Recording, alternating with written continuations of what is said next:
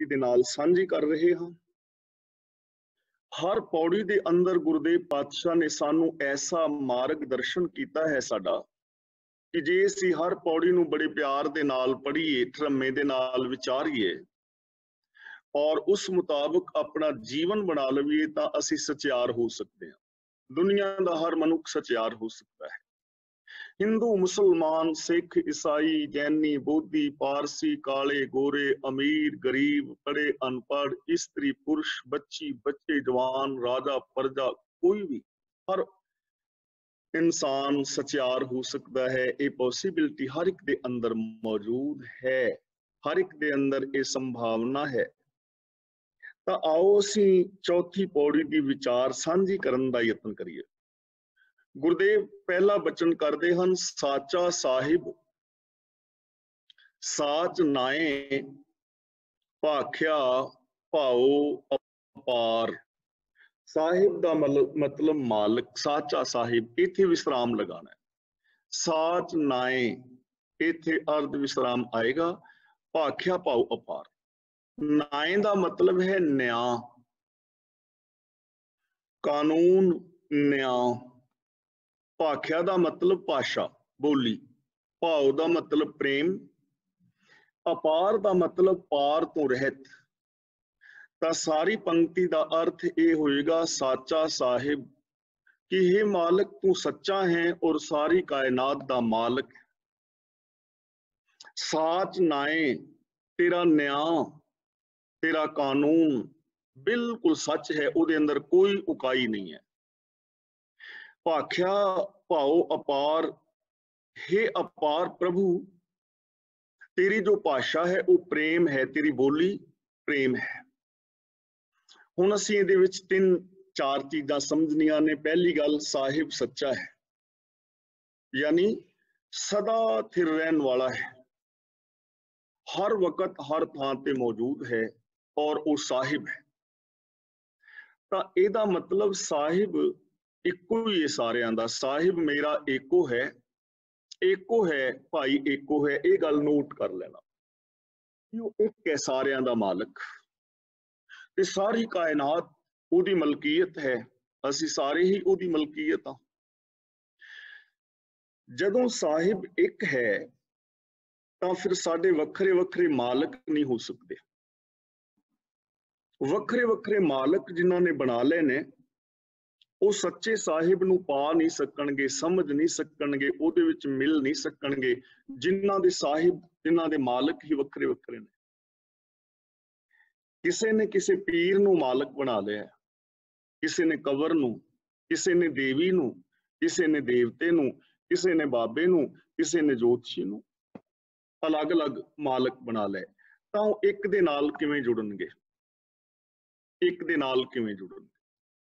ਦੂਜੀ ਗੱਲ, ਸਾਹਿਬ ਸੱਚਾ ਹੈ, ਉਹ ਇੱਕ ਸਚਾਈ ਦਾ ਘਰ ਹੈ, ਸਚਿਆਰ ਹੈ, ਉਹਦੇ ਅੰਦਰ ਝੂਠ, ਫਰੇਬ, ਵਿਕਾਰ ਹੈ ਹੀ ਨਹੀਂ, ਕੇਵਲ ਸੱਚਾਈ ਹੈ। ਤੇ ਜਿਨ੍ਹਾਂ ਨੇ ਹੁਣ ਆਪਣਾ ਮਾਲਕ ਬਣਾ ਲਿਆ ਹੈ ਝੂਠ ਨੂੰ, ਲੋਭ ਨੂੰ, ਲਾਲਚ ਨੂੰ, ਉਹ ਸੱਚ ਦੇ ਨਾਲ ਕਿਵੇਂ ਜੁੜਨਗੇ? ਆਪਣੀ ਮਾਨਸਿਕਤਾ ਦਾ, ਆਪਣੀ ਸੋਚ ਦਾ ਆਧਾਰ ਔਰ ਮਾਲਕ ਕੇਵਲ ਸੱਚ ਨੂੰ ਬਣਾਉਣਾ ਹੈ। ਤੇ ਸੱਚ ਸਾਡੀਆਂ ਸਾਰੀਆਂ ਸਮੱਸਿਆਵਾਂ ਦਾ ਦਾਰੂ ਹੈ। ਸੱਚ ਸਭਨਾ ਹੋਏ ਦਾਰੂ, ਪਾਪ ਕੱਢੇ ਹੋਏ। ਤਾਂ ਸਾਹਿਬ ਸੱਚਾ ਹੈ, ਸਦਾ ਥਿਰ ਹੈ, ਸਦਾ ਰਹਿਣ ਵਾਲਾ ਹੈ, ਹਰ ਥਾਂ ਤੇ ਹੈ, ਔਰ ਉਹ ਸੱਚ ਹੈ, ਨਿਰੋਲ ਸੱਚਾਈ ਹੈ। ਤੇ ਉਹ ਨਿਰੋਲ ਸੱਚਾਈ ਸਾਡਾ ਮਾਲਕ ਹੈ ਸਾਰਿਆਂ। ਤਾਂ ਅਸੀਂ ਆਪਣੀ ਮਾਨਸਿਕਤਾ ਦਾ ਮਾਲਕ ਸੱਚ ਨੂੰ ਬਣਾਉਣਾ, ਆਪਣੀ ਜ਼ਿੰਦਗੀ ਦਾ, ਜੀਵਨ ਦਾ ਬੇਸ ਸੱਚ ਨੂੰ ਬਣਾਉਣਾ। ਔਰ ਜਪਜੀ ਸਾਹਿਬ ਜੀ ਦੇ ਆਦ ਵਿੱਚ ਅਸੀਂ ਪੜ੍ਹਿਆ ਵੀ ਸੀ, ਆਦ ਸੱਚ, ਜੁਗਾਦ ਸੱਚ, ਹੈ ਵੀ ਸੱਚ, ਨਾਨਕ ਹੋਸੀ ਵੀ ਸੱਚ। ਤੇ ਉਸ ਮਾਲਕ ਦੀ ਜੋ ਰਚਨਾ ਹੈ ਉਹ ਵੀ ਸੱਚੀ ਹੈ, ਕਿਉਂਕਿ ਸੱਚੇ ਇਨਸਾਨ ਦੀ ਰਚਨਾ ਵੀ ਸੱਚੀ ਹੋਏਗੀ। ਸੱਚੇ ਤੇਰੇ ਖੰਡ, ਸੱਚੇ ਬ੍ਰਹਿਮੰਡ, ਸੱਚੇ ਤੇਰੇ ਲੋਕ, ਸੱਚੇ ਆਕਾਰ, ਸੱਚੇ ਤੇਰੇ ਕਰਨੇ ਸਰਬ ਵਿਚਾਰ। ਸੱਚੇ ਦਾ ਮਤਲਬ ਉਕਾਈ ਤੋਂ ਰਹਿਤ। ਇਹ ਸਾਰੀ ਰਚਨਾ ਸੱਚੀ ਹੈ, ਉਕਾਈ ਤੋਂ ਰਹਿਤ ਹੈ। ਇਹਦੇ ਅੰਦਰ ਕੋਈ ਭੁੱਲ, ਕੋਈ ਗਲਤੀ, ਕੋਈ ਉਕਾਈ ਨਹੀਂ ਹੈ। ਜੇ ਕਿਤੇ ਰਚਨਾ ਦੇ ਅੰਦਰ ਉਕਾਈ ਨਜ਼ਰੀ ਪੈਂਦੀ ਹੈ ਤਾਂ ਉਹ ਸਾਡੀ ਆਪਣੀ ਕਮਜ਼ੋਰੀ ਹੋ ਸਕਦੀ ਹੈ, ਸਾਡੀ ਬੇਸਮਝੀ ਹੋ ਸਕਦੀ ਹੈ, ਸਾਡੀ ਸੀਮਤ ਸੋਚ ਕਰਕੇ ਹੋ ਸਕਦੀ ਹੈ। ਤਾਂ ਇਸ ਤਰ੍ਹਾਂ ਜੋ ਸੱਚ ਦੇ ਨਾਲ ਜੁੜੇਗਾ, ਸੱਚੇ ਸਾਹਿਬ ਦੇ ਨਾਲ ਜੁੜੇਗਾ, ਉਸ ਦੀ ਜ਼ਿੰਦਗੀ ਵੀ ਐਸੀ ਹੀ ਹੋ ਜਾਏਗੀ। ਉਹ ਵੀ ਬੰਦਾ ਉਕਾਈ ਤੋਂ ਰਹਿਤ ਜ਼ਿੰਦਗੀ ਜੀਣ ਦਾ ਯਤਨ ਕਰੇਗਾ। ਉਹਦੇ ਅੰਦਰ ਵੀ ਫਿਰ ਸਾਹਿਬ ਵਾਲੇ ਗੁਣ ਆਣਗੇ, ਸੱਚੇ ਦੇ ਨਾਲ ਜੋ ਜੁੜੇਗਾ ਉਹ ਵੀ ਆਪਣਾ ਮਾਲਕ ਆਪ ਬਣ ਜਾਏਗਾ। ਸਾਡਾ ਮਾਲਕ ਮਨ ਬਣਿਆ ਹੋਇਆ ਹੈ। ਮਨ ਦੇ ਅੰਦਰ ਜੈਸੇ ਵਿਚਾਰ ਆਏ ਵੈਸਾ ਹੀ ਅਸੀਂ ਕਰੀ ਗਏ। ਜੇ ਮਨ ਵਿੱਚ ਵਿਚਾਰ ਆਈ ਨਸ਼ਿਆਂ ਦੀ, ਅਸੀਂ ਨਸ਼ੇ ਵਰਤਣ ਲੱਗ ਗਏ। ਮਨ ਵਿੱਚ ਵਿਚਾਰ ਆਈ ਚੋਰੀ ਕਰਨ ਦੀ, ਅਸੀਂ ਚੋਰੀ ਕਰਨ ਚਲੇ ਗਏ। ਮਨ ਵਿੱਚ ਵਿਚਾਰ ਆਈ ਬੇਗਾਨਾ ਹੱਕ ਖਾਣ ਦੀ, ਅਸੀਂ ਉਹ, ਕਿਉਂਕਿ ਸਾਡਾ ਮਨ ਬਣ ਗਿਆ ਨਾ ਮਾਲਕ। ਜੋ ਸਾਹਿਬ ਦੇ ਨਾਲ ਜੁੜੇਗਾ ਉਹ ਆਪਣੇ ਮਨ ਦੇ ਉੱਤੇ ਵੀ ਕੰਟਰੋਲ ਕਰ ਲਵੇਗਾ। ਤਾਂ ਸਾਹਿਬ ਸੱਚਾ ਹੈ, ਸੱਚੇ ਦੇ ਨਾਲ ਜੁੜਨਾ ਹੈ। ਅਸੀਂ ਸੱਚ ਦੀ ਮਲਕੀਅਤ ਹਾਂ। ਉਹ ਸਾਹਿਬ ਇੱਕ ਹੈ, ਅਲੱਗ-ਅਲੱਗ ਰੱਬ ਨਹੀਂ ਹਨ, ਅਲੱਗ-ਅਲੱਗ ਖੁਦਾ ਨਹੀਂ ਹਨ। ਜਿਸ ਦਿਨ ਮਨੁੱਖਤਾ ਇਸ ਗੱਲ ਨੂੰ ਸਮਝ ਲਵੇਗੀ, ਉਸ ਦਿਨ ਮਨੁੱਖਤਾ ਦੀਆਂ ਸਾਰੀਆਂ ਸਮੱਸਿਆਵਾਂ ਹੱਲ ਹੋ ਜਾਣਗੀਆਂ। ਪਹਿਲੀ ਗੱਲ। ਦੂਜੀ ਗੱਲ ਹੈ ਸਾਚ ਨਾਏ। ਇੱਥੇ ਵਿਦਵਾਨ ਪੁਰਸ਼ਾਂ ਨੇ ਨਾਏ ਦਾ ਅਰਥ ਸ਼ੋਭਾ ਵੀ ਕੀਤਾ ਹੈ, ਨਾਏ ਦਾ ਅਰਥ ਨਾਮਣਾ ਵੀ ਕੀਤਾ ਹੈ, ਗੁਣ ਵੀ ਕੀਤੇ ਨੇ। ਪਰ ਇੱਥੇ ਸਾਚਾ ਜਿਹੜਾ ਹੈ ਉਹ ਗੁਣ ਪਹਿਲਾਂ ਆ ਚੁੱਕਾ ਹੈ। ਇੱਥੇ ਨਾਏ ਦਾ ਮਤਲਬ ਅਸੀਂ ਲੈ ਰਹੇ ਹਾਂ ਨਿਆਂ, ਕਾਨੂੰਨ। हे ਮਾਲਕ, ਤੇਰਾ ਨਿਆਂ ਸੱਚਾ ਹੈ ਤੇ ਸੱਚਾ ਨਿਆਂ ਸਭ ਵਾਸਤੇ ਇੱਕ ਹੈ। ਨਿਰਵੈਰ ਹੈ ਨਿਆਂ, ਨਿਰਭੈ ਹੈ ਨਿਆਂ। ਬਿਲਕੁਲ ਸੱਚ ਦੇ ਬੇਸ ਦੇ ਉੱਤੇ ਫੈਸਲੇ ਹੁੰਦੇ ਨੇ। ਯਾਨੀ ਜਦੋਂ ਸਾਡੇ ਜੀਵਨ ਦੀ ਕਰਮ ਦੀ ਪਰਖ ਹੋਏਗੀ ਤਾਂ ਉਦੋਂ ਯੂਨੀਵਰਸਲ ਟਰੁੱਥ ਨੂੰ ਬੇਸ ਬਣਾ ਕੇ ਆਪਣੇ ਜੀਵਨ ਨੂੰ ਪਰਖਣਾ ਹੋਵੇਗਾ। ਮੈਂ ਕੀ ਕਹਿਣਾ ਇਹਦੇ ਨਾਲ ਕੋਈ ਫਰਕ ਨਹੀਂ ਪੈਂਦਾ, ਤੁਸੀਂ ਕੀ ਕਹਿੰਦੇ ਹੋ ਇਹਦੇ ਨਾਲ ਕੋਈ ਫਰਕ ਨਹੀਂ ਪੈਂਦਾ। ਤੁਸੀਂ ਕਿੰਨੇ ਵੀ ਅਮੀਰ ਹੋ, ਰਾਜੇ ਬਾਦਸ਼ਾਹ, MLA MP ਹੋ, ਕਿਸੇ ਵੀ ਪੋਸਟ ਤੇ ਹੋ, ਔਰ ਤੁਸੀਂ ਕੀ ਕਹਿ ਰਹੇ ਹੋ ਉਹਦੇ ਨਾਲ ਕੋਈ ਫਰਕ ਨਹੀਂ ਪੈਂਦਾ। ਮੈਂ ਇੱਕ ਗਰੀਬ ਬੰਦਾ ਹਾਂ, ਮੈਂ ਕੀ ਕਹਿਣਾ ਉਹਦੇ ਨਾਲ ਕੋਈ ਫਰਕ ਨਹੀਂ ਪੈਂਦਾ। ਫਰਕ ਇਹ ਹੈ ਕਿ ਸੱਚ ਕੀ ਹੈ। ਕੀ ਇੱਕ ਪੜ੍ਹੇ ਲਿਖੇ ਅਮੀਰ ਕਿਸੇ ਰਾਜਨੀਤਿਕ ਦੀ ਕਹੀ ਹੋਈ ਗੱਲ ਸੱਚ ਦੇ ਉੱਤੇ ਪੂਰੀ ਉਤਰਦੀ ਹੈ? ਜੇ ਸੱਚ ਤੇ ਯੂਨੀਵਰਸਲ ਟਰੁੱਥ ਤੇ ਪੂਰੀ ਉਤਰਦੀ ਹੈ ਤਾਂ ਉਸ ਦੀ ਕਹੀ ਹੋਈ ਗੱਲ ਮਹਾਨ ਹੈ। ਮਹਾਨ ਹੈ ਉਹ ਇਨਸਾਨ ਜੋ ਸੱਚ ਨੂੰ ਬੇਸ ਬਣਾ ਕੇ ਬਚਨ ਕਰ ਰਿਹਾ ਹੈ, ਜਿਸ ਦੇ ਕਰਮ ਸੱਚ ਤੇ ਆਧਾਰਿਤ ਨੇ। ਤੇ ਜੇ ਕੋਈ ਦੁਨਿਆਵੀ ਤੌਰ ਤੇ, ਧਨ ਦੇ ਤੌਰ ਤੇ ਕਮਜ਼ੋਰ ਗਰੀਬ ਹੈ, ਤੇ ਜੇ ਉਹਦੇ ਕਹੇ ਹੋਏ ਬਚਨ ਯੂਨੀਵਰਸਲ ਟਰੁੱਥ ਦੇ ਉੱਤੇ ਪੂਰੇ ਉਤਰ ਰਹੇ ਨੇ ਤਾਂ ਮਹਾਨ ਹੈ ਉਹ ਇਨਸਾਨ, ਮਹਾਨ ਨੇ ਉਹਦੇ ਕਰਮ, ਮਹਾਨ ਹੈ ਉਹਦੀ ਸੋਚ, ਤੇ ਉਸ ਨੂੰ ਅਪਣਾ ਲੈਣਾ ਚਾਹੀਦਾ ਹੈ। ਇਸ ਲਈ ਵੈਲਿਊ ਕਿਸੇ ਦੇ ਗੱਲ ਦੀ, ਕਿਸੇ ਦੀ ਅਮੀਰੀ ਗਰੀਬੀ ਦੀ ਨਹੀਂ ਹੈ। ਫੈਸਲਾ ਹੋਣਾ ਚਾਹੀਦਾ ਹੈ ਯੂਨੀਵਰਸਲ ਟਰੁੱਥ ਦੇ ਬੇਸ ਤੇ ਕਿ ਯੂਨੀਵਰਸਲ ਟਰੁੱਥ ਕੀ ਹੈ। ਜੇ ਅਸੀਂ ਇਸ ਕਲਾਸ ਦੇ ਅੰਦਰ ਗੁਰਬਾਣੀ ਨੂੰ ਬੇਸ ਬਣਾ ਕੇ ਇੱਕ ਗੱਲ ਸਮਝਣ ਦਾ ਯਤਨ ਕਰੀਏ ਤਾਂ ਸਾਡੀਆਂ ਬਹੁਤ ਸਾਰੀਆਂ ਸਮੱਸਿਆਵਾਂ ਦਾ ਹੱਲ ਹੋ ਸਕਦਾ ਹੈ। ਸਾਡੇ ਵਿੱਚ ਇੰਨੇ ਸਾਰੇ ਵਿਚਾਰਕ ਮਤਭੇਦ ਨੇ, ਤੇ ਵਿਚਾਰਕ ਮਤਭੇਦ ਦੇ ਨਾਲ ਕਿਵੇਂ ਇੱਕ ਦੂਜੇ ਦੀਆਂ ਪੱਗਾਂ ਲਾਈਆਂ ਜਾ ਰਹੀਆਂ ਨੇ, ਕਤਲ ਕੀਤੇ ਜਾ ਰਹੇ ਨੇ। ਉਹਦਾ ਰੀਜ਼ਨ ਕੀ ਹੈ? ਕਿਉਂਕਿ ਸਾਹਿਬ ਸਾਡੇ ਅਲੱਗ-ਅਲੱਗ ਹੋ ਗਏ ਨੇ। ਮਾਲਕ ਅਸੀਂ ਅਲੱਗ-ਅਲੱਗ ਬੰਦਿਆਂ ਨੂੰ ਬਣਾ ਲਿਆ ਹੈ, ਤੇ ਜੋ ਸਾਡੇ ਕਿਸੇ ਵੱਡ ਵਡੇਰੇ ਵੱਡੇ ਪੁਰਖੇ ਨੇ ਕਹਿ ਦਿੱਤਾ ਹੈ ਅਸੀਂ ਉਹਦੇ ਮੁਤਾਬਕ ਸੋਚ ਰਹੇ ਹਾਂ। ਜੇ ਅਸੀਂ ਸਾਰੇ ਹੀ ਵੀਰ ਭੈਣਾਂ ਗੁਰਬਾਣੀ ਮੁਤਾਬਕ ਸੋਚਣਾ ਸ਼ੁਰੂ ਕਰ ਦਈਏ ਤਾਂ ਫਿਰ ਸਾਡੀਆਂ ਇਸ ਸਮੱਸਿਆਵਾਂ ਦਾ ਸੋਲੂਸ਼ਨ ਹੋ ਸਕਦਾ ਹੈ, ਪਰਿਵਾਰਾਂ ਦੀਆਂ ਸਮੱਸਿਆ ਦਾ ਸੋਲੂਸ਼ਨ ਹੋ ਸਕਦਾ ਹੈ। ਤਾਂ ਰੱਬ ਦਾ ਨਿਆਂ ਸੱਚਾ ਹੈ, ਹਰ ਇੱਕ ਦੇ ਨਾਲ ਬਰਾਬਰ ਦਾ ਨਿਆਂ ਹੈ। ਕਿਵੇਂ ਹੈ ਇਹ ਨਿਆਂ? ਇਹ ਨਹੀਂ ਕਿ ਮਰਨ ਤੋਂ ਬਾਅਦ ਹੋਏਗਾ, ਜਿਉਂਦੇ ਜੀ ਨਾਲ ਦੇ ਨਾਲ ਸੱਚਾ ਨਿਆਂ ਹਰ ਇਨਸਾਨ ਨੂੰ ਮਿਲ ਰਿਹਾ ਹੈ। ਕਿਵੇਂ ਮਿਲ ਰਿਹਾ ਜੀ?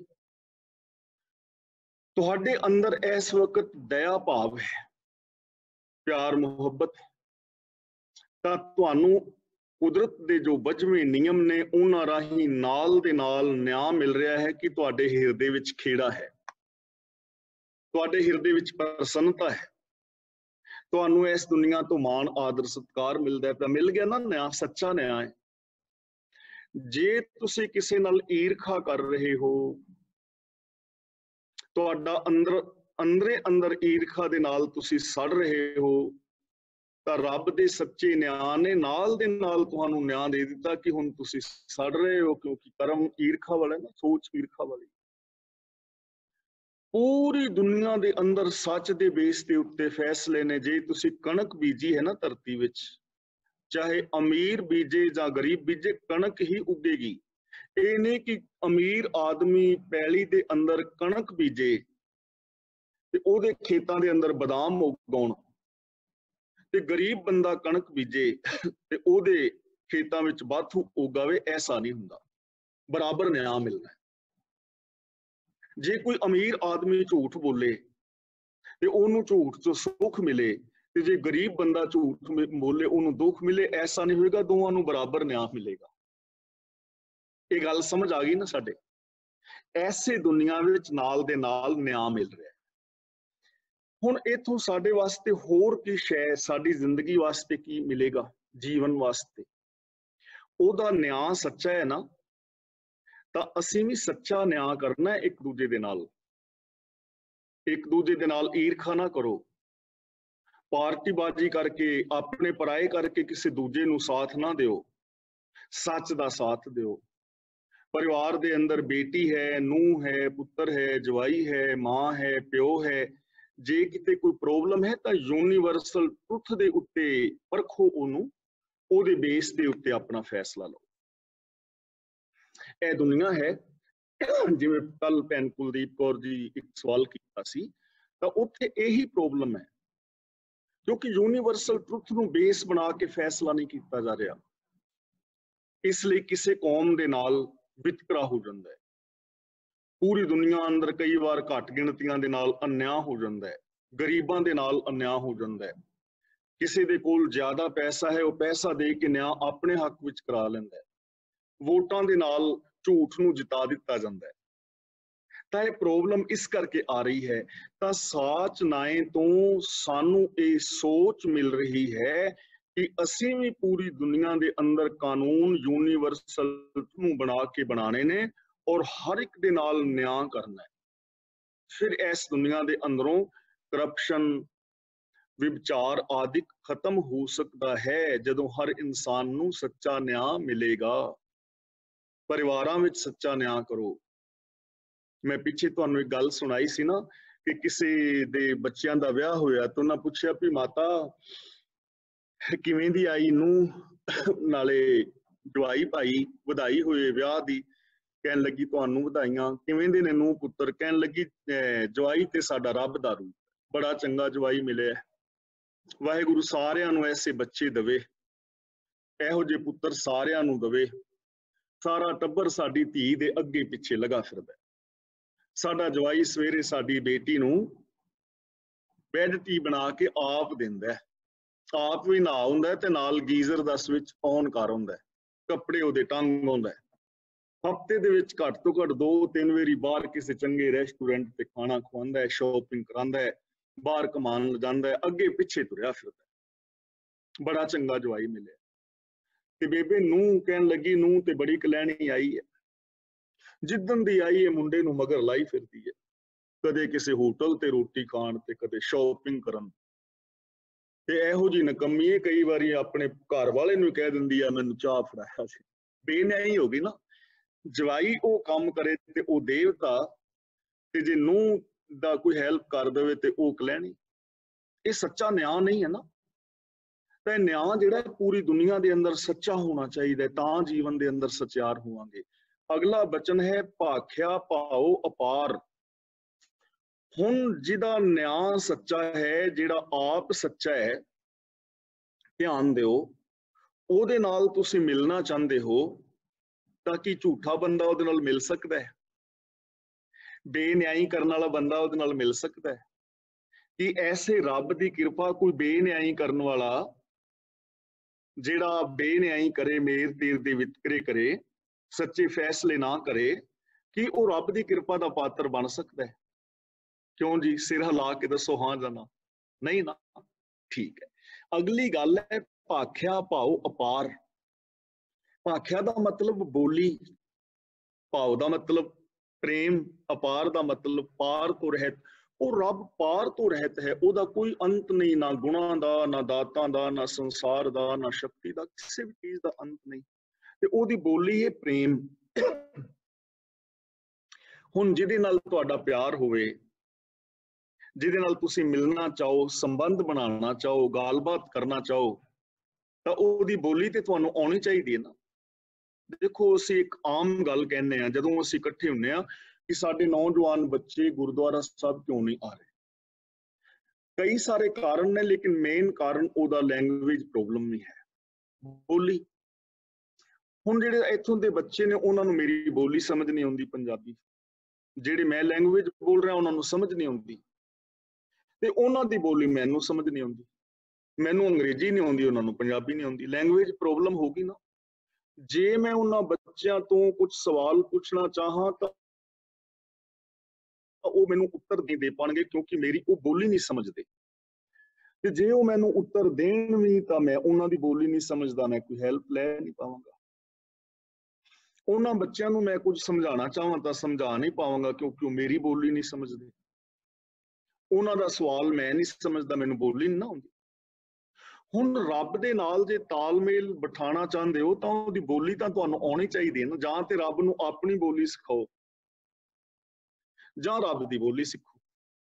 ਰੱਬ ਆਪਣੀ ਲੈਂਗੁਏਜ ਬਦਲ ਨਹੀਂ ਸਕਦਾ, ਕਿਉਂਕਿ ਸਾਡੀ ਬੋਲੀ ਹੈ ਈਰਖਾ, ਸਾਡੀ ਬੋਲੀ ਹੈ ਹੰਕਾਰ ਦੀ, ਜਿੱਥੇ ਅਸੀਂ ਜਾਣਦੇ ਹਾਂ ਜੀ ਮੈਂ ਜੇ ਨਾ ਹੁੰਦਾ ਤੇ ਆਪ ਸ਼ਹਿਰ ਹੀ ਨਹੀਂ ਸੀ ਵਸਣਾ। ਸਾਡੀ ਬੋਲੀ ਹੰਕਾਰ ਦੀ, ਈਰਖਾ ਦੀ, ਲੋਭ ਦੀ, ਕੂੜ ਕਬਾੜ ਦੀ। ਤੇ ਰੱਬ ਦੀ ਬੋਲੀ ਭਾਖਿਆ ਭਾਉ ਪ੍ਰੇਮ, ਪ੍ਰੇਮ ਉਹਦੀ ਬੋਲੀ ਹੈ। ਤੇ ਜੇ ਰੱਬ ਦੇ ਨਾਲ ਗੱਲਬਾਤ ਕਰਨਾ ਚਾਹੁੰਦੇ ਹੋ ਤਾਂ ਫਿਰ ਕਿਹੜੀ ਬੋਲੀ ਸਿੱਖਣੀ ਪਵੇਗੀ ਜੀ? ਪ੍ਰੇਮ। ਪ੍ਰੇਮ ਉਹਦੀ ਬੋਲੀ ਹੈ। ਤੇ ਪ੍ਰੇਮ ਇੱਕ ਐਸੀ ਬੋਲੀ ਹੈ ਰੱਬ ਦੀ ਜਿਸ ਨੂੰ ਗੂੰਗੇ ਬੋਲ ਸਕਦੇ ਨੇ ਔਰ ਬੋਲੇ ਸੁਣ ਸਕਦੇ ਨੇ। ਤੁਸੀਂ ਆ ਪ੍ਰੇਮ ਕਰਦੇ ਹੋ ਨਾ, ਦੇਖੋ ਪਸ਼ੂ ਪੰਛੀ ਨੇ, ਬਿੱਲੀਆਂ, ਕੁੱਤੇ, ਇਹਨਾਂ ਨਾਲ ਪ੍ਰੇਮ ਕਰੋ, ਕਿਵੇਂ ਤੁਹਾਡੇ ਅੱਗੇ ਪਿੱਛੇ ਪੂਛਲਾ ਮਾਰਦੇ, ਤੁਹਾਡੇ ਪੈਰ ਚੱਟਦੇ, ਅੱਗੇ ਪਿੱਛੇ ਫਿਰਦੇ ਨੇ। ਪ੍ਰੇਮ ਦੀ ਬੋਲੀ ਨੂੰ ਪਸ਼ੂ ਵੀ ਸਮਝਦੇ ਨੇ, ਪ੍ਰੇਮ ਦੀ ਬੋਲੀ ਨੂੰ ਪੰਛੀ ਵੀ ਸਮਝਦੇ ਨੇ। ਇੰਡੀਆ ਦੇ ਵਿੱਚ ਕਬੂਤਰ ਬੰਦਿਆਂ ਦੇ ਨੇੜੇ ਨਹੀਂ ਲੱਗਦੇ, ਤੇ ਇੱਥੇ ਇੰਗਲੈਂਡ ਜਾਈਏ ਤੇ ਅੜਾ ਕੇ ਪਾਸੇ ਤੇ ਫਿਰ ਅੱਗੇ ਲੰਘਣਾ ਪੈਂਦਾ, ਉਹ ਹਟਦੇ ਨੇ, ਉਹਨਾਂ ਨੂੰ ਪਤਾ ਵੀ ਇੱਥੇ ਨਾ ਨਹੀਂ ਮਾਰਨਾ।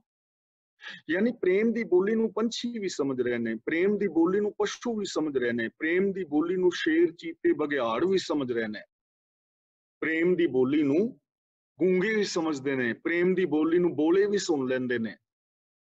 ਰੱਬ ਦੇ ਨਾਲ ਜੇ ਗੱਲ ਕਰਨੀ ਹੈ ਤਾਂ ਜ਼ਿੰਦਗੀ ਵਿੱਚ ਪ੍ਰੇਮ ਹੋਣਾ ਚਾਹੀਦਾ ਹੈ। ਤੇ ਪ੍ਰੇਮ ਦੀ ਵਿਆਖਿਆ ਮੈਂ ਪਹਿਲਾਂ ਕਰ ਚੁੱਕਾ। ਪ੍ਰੇਮ ਪਰੇ ਪਲਸ ਮਾਂ, ਮਾਂ ਦਾ ਮਤਲਬ ਈਗੋ, ਪਰੇ ਦਾ ਮਤਲਬ ਦੂਰ। ਜਿੱਥੋਂ ਈਗੋ ਦੂਰ ਹੋ ਜਾਏ, ਹੰਕਾਰ ਦੂਰ ਹੋ ਜਾਏ, ਉੱਥੋਂ ਪ੍ਰੇਮ ਦੀ ਯਾਤਰਾ ਸ਼ੁਰੂ ਹੁੰਦੀ ਹੈ। ਤੇ ਸਾਡੀ ਤੇ ਭਰਾਵੋ ਈਗੋ ਦੂਰ ਹੀ ਨਹੀਂ ਹੋਈ, ਅਸੀਂ ਤੇ ਪ੍ਰੇਮ ਦੇ ਨੇੜਿਓਂ ਨਹੀਂ ਲੰਘੇ, ਤੇ ਰੱਬ ਨਾਲ ਗੱਲ ਕਿਵੇਂ ਹੋਵੇਗੀ? ਇਸ ਲਈ ਜੇ ਇਸ ਦੁਨੀਆ ਦੇ ਅੰਦਰ ਪ੍ਰੇਮ ਸਿੱਖ ਲਿਆ ਜਾਏ, ਪ੍ਰੇਮ ਸਾਡੀ ਜ਼ਿੰਦਗੀ 'ਚ ਪ੍ਰਗਟ ਹੋ ਜਾਏ, ਜਦੋਂ ਫਿਰ ਇੱਕ ਦੂਜੇ ਨਾਲ ਗੱਲ ਕਰਾਂਗੇ ਤੇ ਇੰਜ ਹੋਏਗਾ ਜਿਵੇਂ ਰੱਬ ਦੇ ਨਾਲ ਗੱਲ ਕਰਦੇ, ਜਿਵੇਂ ਰੱਬ ਦੇ ਨਾਲ ਗੱਲ ਕਰਦੇ ਆ। ਉਹਦੀ ਬੋਲੀ ਪ੍ਰੇਮ ਹੈ। ਤਿੰਨ ਚਾਰ ਚੀਜ਼ਾਂ ਵੇਖ ਲਓ, ਉਹ ਸੱਚਾ ਹੈ, ਮਾਲਕ ਹੈ, ਉਹਦਾ ਨਿਆਂ ਸੱਚਾ ਹੈ, ਉਹਦੀ ਬੋਲੀ ਪ੍ਰੇਮ ਹੈ। ਇਸ ਲਈ ਜੇ ਸਚਿਆਰ ਹੋਣਾ ਲੋੜਦੇ ਹਾਂ ਤਾਂ ਸਾਨੂੰ ਵੀ ਸੱਚੇ ਹੋਣਾ ਪਵੇਗਾ, ਸੱਚਾ ਨਿਆਂ ਕਰਨਾ ਪਵੇਗਾ, ਸਾਨੂੰ ਪ੍ਰੇਮ ਅਪਣਾਉਣਾ ਪਵੇਗਾ। ਤੇ ਜਿਹੜਾ ਸੱਚਾ ਹੈ, ਜਿਹਦਾ ਨਿਆਂ ਸੱਚਾ ਹੈ, ਜਿਹਦੀ ਬੋਲੀ ਪ੍ਰੇਮ ਹੈ, ਉਹਦੇ ਤੋਂ ਲੋਕ ਮੰਗ ਰਹੇ ਨੇ। ਆਖੇ ਮੰਗੇ ਦੇਹ ਦੇਹ, ਦਾਤ ਕਰੇ ਦਾਤਾਰ। ਉਸ ਮਾਲਕ ਤੋਂ ਮੰਗਦੇ ਨੇ ਤੇ ਕੀ ਆਖਦੇ ਨੇ? ਆਖੇ ਆਖਦੇ ਨੇ देह देह की सानू दात दे, सानू दात दे। ਤੇ ਜੋ ਦਾਤ ਕੋਈ ਮੰਗਦਾ ਹੈ, ਦਾਤ ਕਰੇ ਦਾਤਾਰ, ਉਹ ਦਾਤਾਂ ਦੇਣ ਵਾਲਾ ਦਾਤਾ ਉਹਨੂੰ ਦੇ ਦਿੰਦਾ ਹੈ। ਤੁਸੀਂ ਲੰਗਰ ਵਿੱਚ ਜਾਂਦੇ ਹੋ ਨਾ, ਤੇ ਗੁਰਦੁਆਰੇ ਸਾਹਿਬਾਨ ਦੇ ਅੰਦਰ ਇਹਨਾਂ ਦੇਸ਼ਾਂ ਵਿੱਚ ਕਿੰਨੀਆਂ ਸਾਰੀਆਂ ਆਈਟਮਾਂ ਬਣੀਆਂ ਹੁੰਦੀਆਂ ਨੇ ਲੰਗਰ ਵਿੱਚ। ਦਾਲ ਬਣੀ ਹੈ, ਸਬਜ਼ੀ ਬਣੀ ਹੈ, ਦਹੀਂ ਪਿਆ ਹੈ, ਖੀਰ ਹੈ, ਜਲੇਬੀਆਂ ਨੇ, ਮਟਰ ਪਨੀਰ ਪਿਆ ਹੈ, ਇੱਥੇ ਹੋਰ ਫਰੂਟ ਪਏ ਨੇ, ਕਿੰਨਾ ਕੁਛ ਲੰਗਰ ਦੇ ਵਿੱਚ ਬਣਿਆ ਹੈ। ਤੇ ਤੁਹਾਨੂੰ ਕੀ ਮਿਲਦਾ ਹੈ? ਭਾਵੇਂ ਤੇ ਸਾਰੇ ਪਵਾ ਲਓ ਥਾਲੀ ਦੇ ਵਿੱਚ ਹਰ ਚੀਜ਼, ਤੇ ਨਹੀਂ ਤੇ ਅਗਲਾ ਦਹੀਂ ਪਾਣ ਲੱਗਦਾ, ਤੇ ਅਸੀਂ ਕਹਿੰਦੇ ਨਹੀਂ ਮੈਨੂੰ ਦਹੀਂ ਨਹੀਂ ਚਾਹੀਦਾ, ਮੈਨੂੰ ਦਾਲ ਦੇ ਦਿਓ। ਉਹ ਦਾਲ ਦੇ ਦਿੰਦਾ ਲੰਗਰੀ। ਜਿਹੜੀ ਚੀਜ਼ ਮੰਗਦੇ ਹੋ ਉਹ ਚੀਜ਼ ਮਿਲ ਜਾਂਦੀ ਹੈ ਨਾ। ਇੱਕ ਮਿਸਾਲ ਦੇ ਰਿਹਾ ਸਿਰਫ। ਰੱਬ ਤੋਂ ਵੀ ਜਿਹੜੀ ਚੀਜ਼ ਮੰਗੋਗੇ ਉਹ ਦੇ ਦਿੰਦਾ ਹੈ। ਦਾਲ ਮੰਗ ਲਓ, ਦਹੀਂ ਮੰਗ ਲਓ, ਉਹਨੇ ਦੇ ਦੇਣਾ। ਤੁਸੀਂ ਮੰਗੋ ਤੇ ਰੱਬ ਨੇ ਕਹਿਣਾ ਤੈਨੂੰ ਮਿਲ ਗਿਆ। ਜੋ ਮੰਗੇ ਠਾਕੁਰ ਆਪਣੇ ਤੇ ਸੋਈ ਸੋਈ ਦੇਵੇ। ਹਿੰਦੂ ਵੀਰਾਂ ਦਾ ਇੱਕ ਹਿੰਦੀ ਦੇ ਆਪਣਾ ਇੰਡੀਆ ਦੇ ਅੰਦਰ ਇੱਕ ਸ਼ਬਦ ਵਰਤਿਆ ਜਾਂਦਾ ਹੈ, ਤਥਾ ਅਸਤੂ। ਤਥਾ ਅਸਤੂ ਦਾ ਮਤਲਬ ਐਵੇਂ ਹੀ ਹੋਏਗਾ, ਜੋ ਤੂੰ ਚਾਹੁੰਦਾ ਐਵੇਂ ਹੋ ਜਾਏਗਾ। ਤੁਸੀਂ ਕੁਝ ਵੀ ਮੰਗੋ, ਰੱਬ ਨੇ ਕਹਿ ਦੇਣਾ ਤਥਾ ਅਸਤੂ ਵੀ ਠੀਕ ਹੈ, ਤੈਨੂੰ ਮਿਲ ਗਿਆ।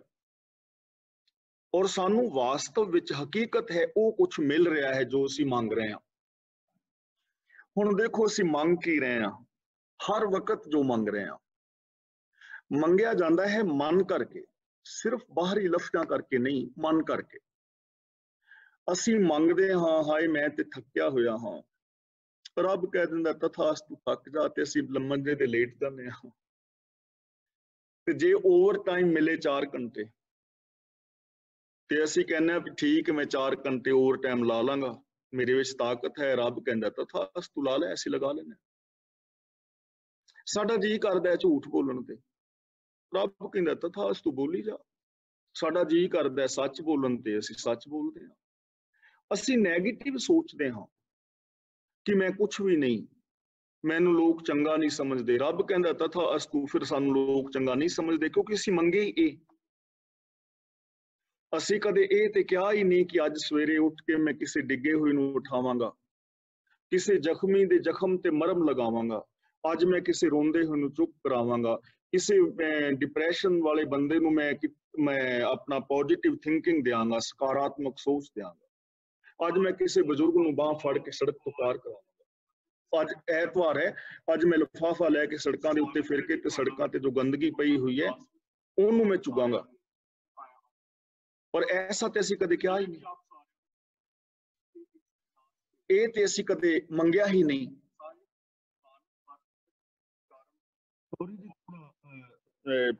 ਮੈਂ ਰੁਕਣ ਦੀ ਬੇਨਤੀ ਕਰਾਂਗਾ ਕਿਉਂਕਿ ਥੋੜਾ ਜਿਹਾ ਮੇਰੇ ਖਿਆਲ ਚ ਪ੍ਰੋਬਲਮ ਆ ਗਈ ਸੀ।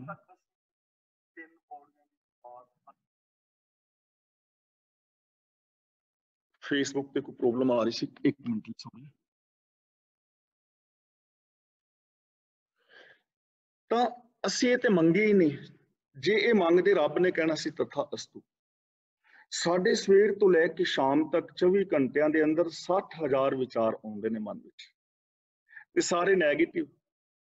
ਰੱਬ ਕਹਿੰਦਾ ਠੀਕ ਹੈ ਤਥਾ ਅਸਤੂ, ਐਵੇਂ ਦੇ ਹੋ ਜਾਓ, ਜੋ ਅਸੀਂ ਮੰਗਿਆ ਉਵੇਂ ਦੇ ਅਸੀਂ ਹੋ ਗਏ। ਅਸੀਂ ਕੀ ਮੰਗਣਾ ਚਾਹੁੰਦੇ ਹਾਂ? ਸਚਿਆਰ ਹੋਣਾ, ਤਾਂ ਸਚਿਆਰਤਾ ਦੀ ਗੱਲ ਕਰੋ।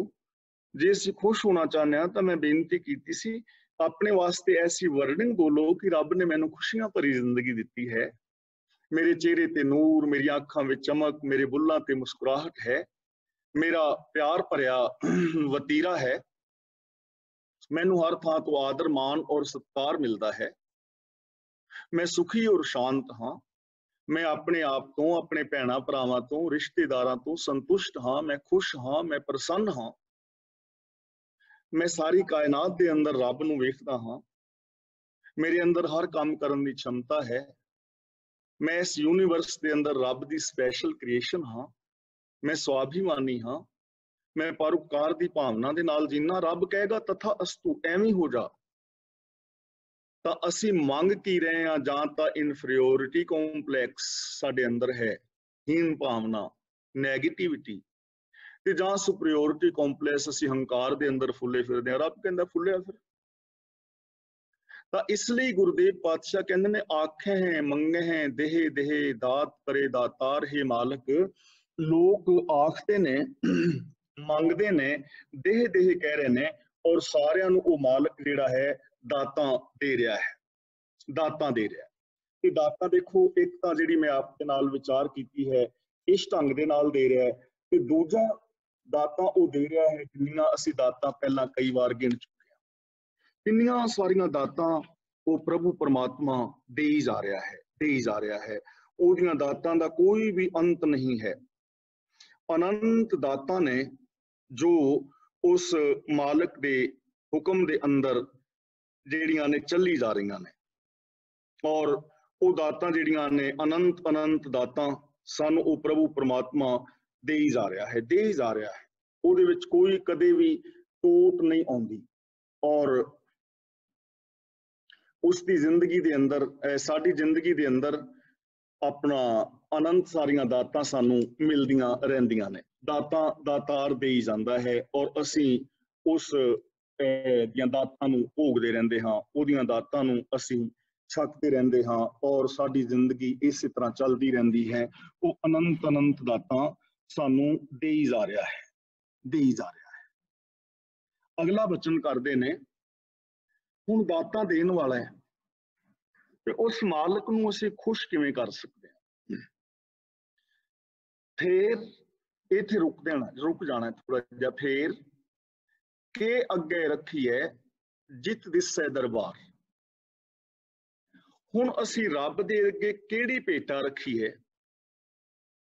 ਕਿ ਜਿਸ ਭੇਟਾ ਦੇ ਨਾਲ ਸਾਨੂੰ ਉਸ ਰੱਬ ਦਾ ਦਰਬਾਰ ਦਿਸ ਜਾਏ।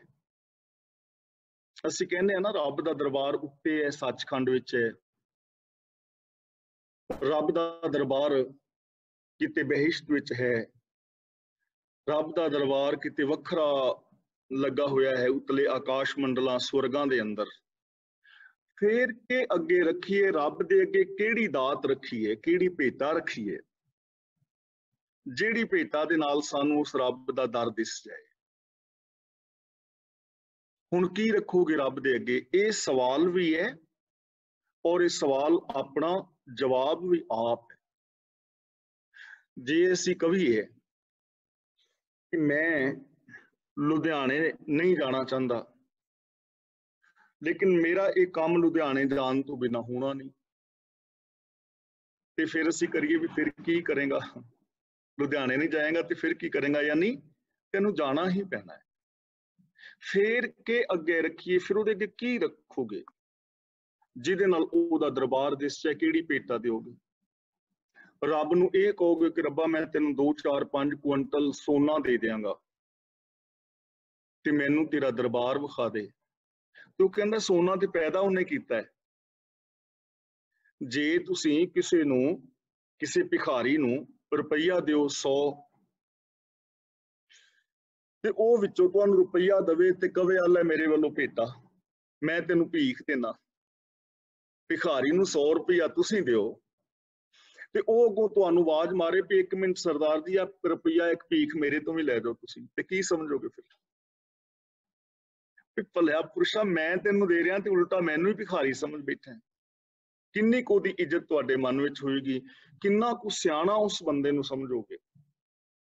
ਤੇ ਰੱਬ ਦੀਆਂ ਦਾਤਾਂ, ਰੱਬ ਦਾ ਇਹ ਸਰੀਰ, ਰੱਬ ਨੇ ਧਰਤੀ ਪੈਦਾ ਕੀਤੀ, ਚੰਦਰਮਾ, ਸੂਰਜ, ਗ੍ਰਹਿ, ਨਕਸ਼ਤਰ ਪੈਦਾ ਕੀਤੇ ਤੇ ਆਪ ਇਹਨਾਂ ਦੇ ਵਿੱਚ ਸਮਾਇਆ ਹੋਇਆ, ਆਪ ਉਹ ਸੰਸਾਰ ਰੂਪ ਹੋਇਆ ਹੈ। ਤੇ ਕੀ ਉਹਨੂੰ ਦਿਓਗੇ? ਕੀ $10 ਦੇ ਕੇ ਉਹਨੂੰ ਖੁਸ਼ ਕਰ ਲੋਗੇ? ਉਹਦੀਆਂ ਦਿੱਤੀਆਂ ਦਾਤਾਂ ਦੇ ਵਿੱਚੋਂ ਖੀਰ ਬਣਾ ਕੇ ਰੱਬ ਨੂੰ ਖੁਸ਼ ਕਰ ਲੋਗੇ ਕਿ ਰੱਬਾ ਤੈਨੂੰ ਬਦਾਮਾਂ ਵਾਲੀ ਖੀਰ ਖਵਾਈ ਹੈ? ਕੀ ਉਹਨੂੰ ਤੁਸੀਂ ਕੋਈ ਟਰੱਕ ਚੜਾ ਕੇ ਖੁਸ਼ ਕਰ ਲੋਗੇ? ਜਿਵੇਂ ਆ ਤਲਨ ਗੁਰਦੁਆਰਾ ਹੈ ਨਾ ਜਲੰਧਰ ਦੇ ਕੋਲ, ਉੱਥੇ ਲੋਕੀ ਖਿਡੌਣੇ ਚੜਾਉਂਦੇ ਨੇ ਹਵਾਈ ਜਹਾਜ਼ ਤੇ ਕਹਿੰਦੇ ਨੇ ਸਾਨੂੰ ਵੀਜ਼ਾ ਮਿਲ ਜਾਏਗਾ। ਭਲੇ ਪੁਰਸ਼ੋ, ਰੱਬ ਨੂੰ ਇੱਕ ਖਿਡੌਣਾ ਦੇ ਕੇ ਖੁਸ਼ ਕਰ ਲੋਗੇ ਜਿਨੇ ਧਰਤੀ ਵਰਗੀਆਂ ਚੀਜ਼ਾਂ ਨੂੰ, ਖੰਡ ਮੰਡਲ, ਬ੍ਰਹਿਮੰਡ, ਕਿੰਨੀਆਂ ਆਕਾਸ਼ ਗੰਗਾਵਾਂ, ਗ੍ਰਹਿ, ਨਕਸ਼ਤਰ, ਤਾਰੇ, ਸਿਆਰੇ ਹਵਾ 'ਚ ਲਟਕਾਏ ਹੋਏ ਨੇ, ਤੇ ਉਹਨੂੰ ਨਿੱਕਾ ਜਿਹਾ ਖਿਡੌਣਾ ਦੇ ਕੇ ਖੁਸ਼ ਕਰ ਲੋਗੇ? ਕੀ ਦਿਓਗੇ? ਕੀ ਹੈ ਤੁਹਾਡੇ ਕੋਲ ਆਪਣਾ? ਕਿਸੇ ਦਾਤ ਨਾਲ ਉਹਨੂੰ ਖੁਸ਼ ਨਹੀਂ ਕੀਤਾ ਜਾ ਸਕਦਾ, ਉਹਨੂੰ ਖਰੀਦਿਆ ਨਹੀਂ ਜਾ ਸਕਦਾ। ਮੈਨੂੰ ਤੁਸੀਂ ਖੁਸ਼ ਕਰ ਸਕਦੇ ਹੋ 100-200 ਪੌਂਡ ਦੇ ਕੇ, ਮੈਂ ਤੁਹਾਨੂੰ ਖੁਸ਼ ਕਰ ਸਕਦਾ ਹਾਂ, पर रब नूं किवें खुश करोगे? दातां सारियां ओहदियां ने, की दिओगे? भगत नामदेव जी ने बड़े विस्तार दे नाल समझाया है। आनी ले दूध रंधाई ले खीरन, ठाकुर को नैवेद करो। आनी ले फूल परोई ले माला। की एक किसी धर्म स्थान विच फुल्लां दा गुलदस्ता चढ़ा के ते रब नूं खुश कर लोगे जिन्हें इन्नी वड्डी वनस्पति पैदा की? कि ठाकुर नूं तुसीं पानी नाल नवा के बाल्टी नाल खुश कर दो कि रब नूं इशनान करा दियां, पसीना आया हुण रब दी। जिन्हें समुंदर पैदा कीते ने ਉਹਨੂੰ ਕਿਵੇਂ ਖੁਸ਼ ਕਰ ਲੋਗੇ? ਤਾਂ ਇਹਦਾ ਮਤਲਬ ਇਹਨਾਂ ਕੰਮਾਂ ਦੇ ਨਾਲ ਸਚਿਆਰ ਨਹੀਂ ਹੋਇਆ ਜਾ ਸਕਦਾ। ਸਚਿਆਰ ਹੋਣ ਲਈ ਹੁਕਮ ਰਜ਼ਾਈ ਚੱਲਣਾ ਹੈ। ਤਨ ਮਨ ਧਨ ਸਭ ਸੌਂਪ ਗੁਰ ਕੋ ਹੁਕਮ ਮੰਨੇ ਪਾਈਐ। ਤਨ ਕਰਕੇ, ਮਨ ਕਰਕੇ, ਧਨ ਕਰਕੇ ਰੱਬੀ ਰਜ਼ਾ ਦੇ ਅੰਦਰ ਤੁਰਨਾ ਹੈ। ਧਨ ਤੁਸੀਂ ਕਮਾ ਰਹੇ ਹੋ, ਉਹਦੀ ਵਰਤੋਂ ਗੁਰਮਤਿ ਅਨੁਸਾਰ ਕਰਨੀ ਹੈ। ਤਨ ਦੇ ਨਾਲ ਕੰਮ ਲਾਅ ਆਫ ਨੇਚਰ ਮੁਤਾਬਕ ਕਰਨੇ ਨੇ। ਮਨ ਦੀ ਸੋਚ ਗੁਰਬਾਣੀ ਮੁਤਾਬਕ ਬਣਾਣੀ ਹੈ। ਤਾਂ ਅਸੀਂ ਉਸ ਪ੍ਰਭੂ ਦੇ ਨਾਲ ਮਿਲ ਸਕਦੇ, ਤਾਂ ਅਸੀਂ ਸਚਿਆਰ ਹੋ ਸਕਦੇ। ਅਗਲਾ ਬਚਨ ਕਰਦੇ ਨੇ, ਮੂੰਹੋਂ ਕੇ ਬੋਲਣ ਬੋਲੀਐ, ਜਿਤ ਸੁਣ ਧਰੇ ਪਿਆਰ। ਜ਼ਬਾਨ ਤੋਂ ਕਿਹੜੇ ਬੋਲ ਬੋਲੋਗੇ ਜਿਹੜੇ ਬੋਲਾਂ ਨੂੰ ਸੁਣ ਕੇ ਤੁਹਾਡੇ ਨਾਲ ਪਿਆਰ ਕਰਨ ਲੱਗ ਜਾਏ, ਤੁਹਾਨੂੰ ਰੱਬ ਦੀ ਪ੍ਰੀਤ ਮਿਲ ਜਾਏ? ਕਿਹੜੇ ਬੋਲ? ਮੇਰਾ ਪ੍ਰੇਮ ਤੁਸੀਂ ਪਾ ਸਕਦੇ ਹੋ ਇਹ ਗੱਲ ਕਹਿ ਕੇ ਕਿ ਵੀਰ ਜੀ ਕਥਾ ਬੜੀ ਚੰਗੀ ਕਰਦੇ ਹੋ, ਤੁਹਾਡੇ ਬੋਲ ਬੜੇ ਚੰਗੇ ਨੇ, ਤੁਹਾਡਾ ਪਹਿਨਾਵਾ ਬੜਾ ਚੰਗਾ ਹੈ ਤੇ ਮੈਨੂੰ ਚੰਗਾ ਲੱਗੇਗਾ, ਮੈਂ ਤੁਹਾਡੇ ਨਾਲ ਪ੍ਰੇਮ ਕਰ ਸਕਦਾ ਹਾਂ। ਮੈਂ ਤੁਹਾਨੂੰ ਖੁਸ਼ ਕਰ ਸਕਦਾ ਵੀ ਵੀਰੋ ਜਾਂ ਭੈਣੋ ਵੀ ਤੁਸੀਂ ਬਹੁਤ ਚੰਗੇ ਹੋ, ਬੜੇ ਪ੍ਰੇਮ ਨਾਲ ਸੁਣਦੇ ਹੋ, ਤੁਹਾਡਾ ਘਰ ਬੜਾ ਵਧੀਆ ਹੈ, ਕਾਰ ਬੜੀ ਵਧੀਆ ਹੈ, ਬੜੇ ਵਧੀਆ ਇਨਸਾਨ ਹੋ, ਤਾਂ ਤੁਹਾਨੂੰ ਇਹ ਸਿਫਤ ਚੰਗੀ ਲੱਗੇਗੀ ਨਾ।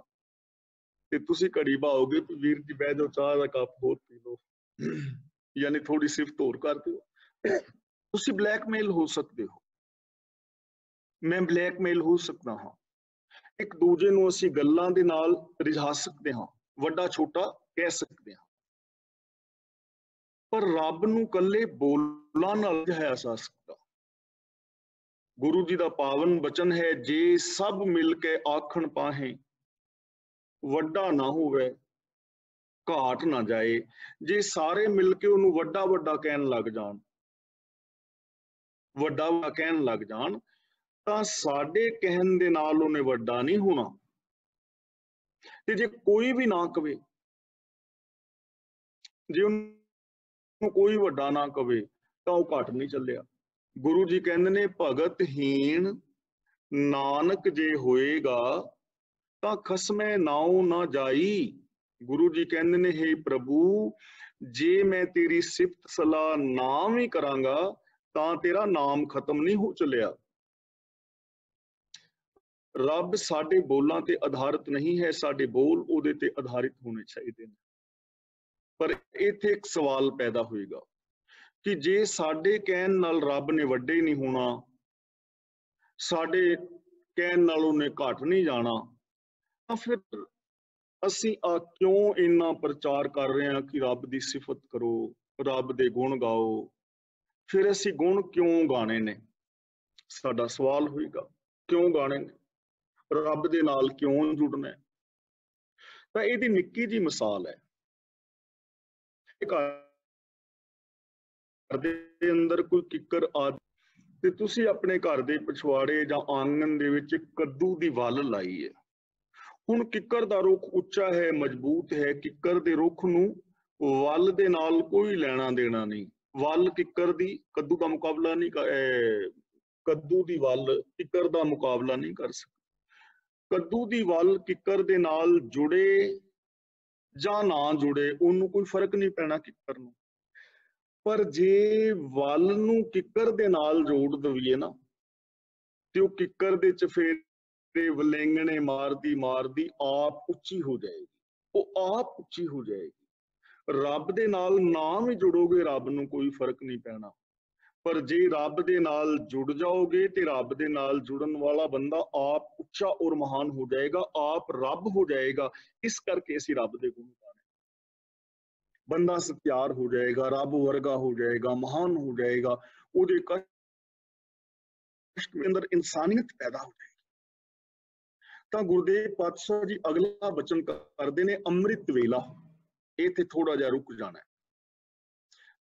ਸਾਥੋਂ ਇੱਥੇ ਥੋੜਾ ਰੁਕਣਾ ਹੈ। ਵਡਿਆਈ ਵਿਚਾਰ ਸੱਚ ਨਾਉ, ਜਦੋਂ ਅਸੀਂ ਸੱਚਾ ਨਿਆਂ ਕਰਾਂਗੇ, ਸੱਚੇ ਦੇ ਗੁਣ ਗਾਵਾਂਗੇ, ਸੱਚੀ ਸਿਫਤ ਸਲਾਹ ਕਰਾਂਗੇ, ਸੱਚ ਨਾਉ ਸੱਚੇ ਨਿਆਂ ਦੇ ਨਾਲ ਜੁੜਾਂਗੇ,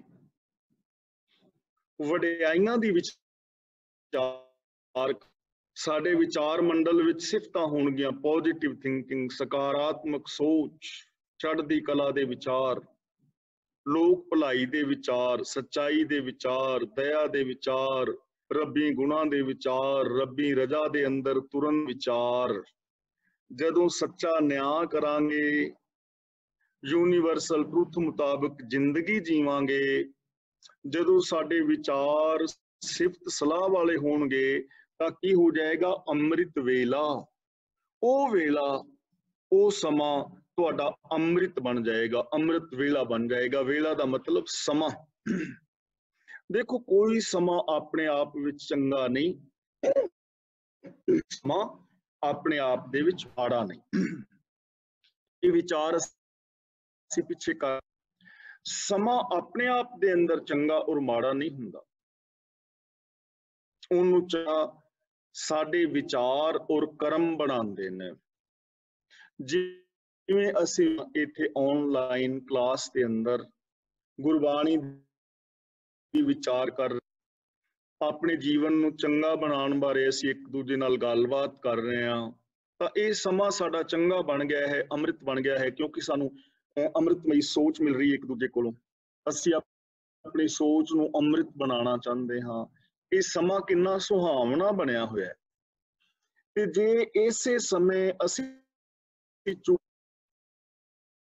ਅਸੀਂ ਕਿਸੇ ਦੇ ਲੁੱਟ ਖਸੁੱਟ ਵਾਲੇ ਪ੍ਰੋਗਰਾਮ ਉਲੀਕੀਏ ਜਾਂ ਲੜਾਈ ਦੰਗਾ ਫਸਾਦ ਕਰੀਏ, ਤਾਂ ਇਹੀ ਵੇਲਾ ਜ਼ਹਿਰ ਵੇਲਾ ਹੋ ਜਾਣਾ ਹੈ, ਆਤਮਿਕ ਮੌਤ ਲਿਆਉਣ ਵਾਲਾ ਹੋ ਜਾਣਾ ਹੈ।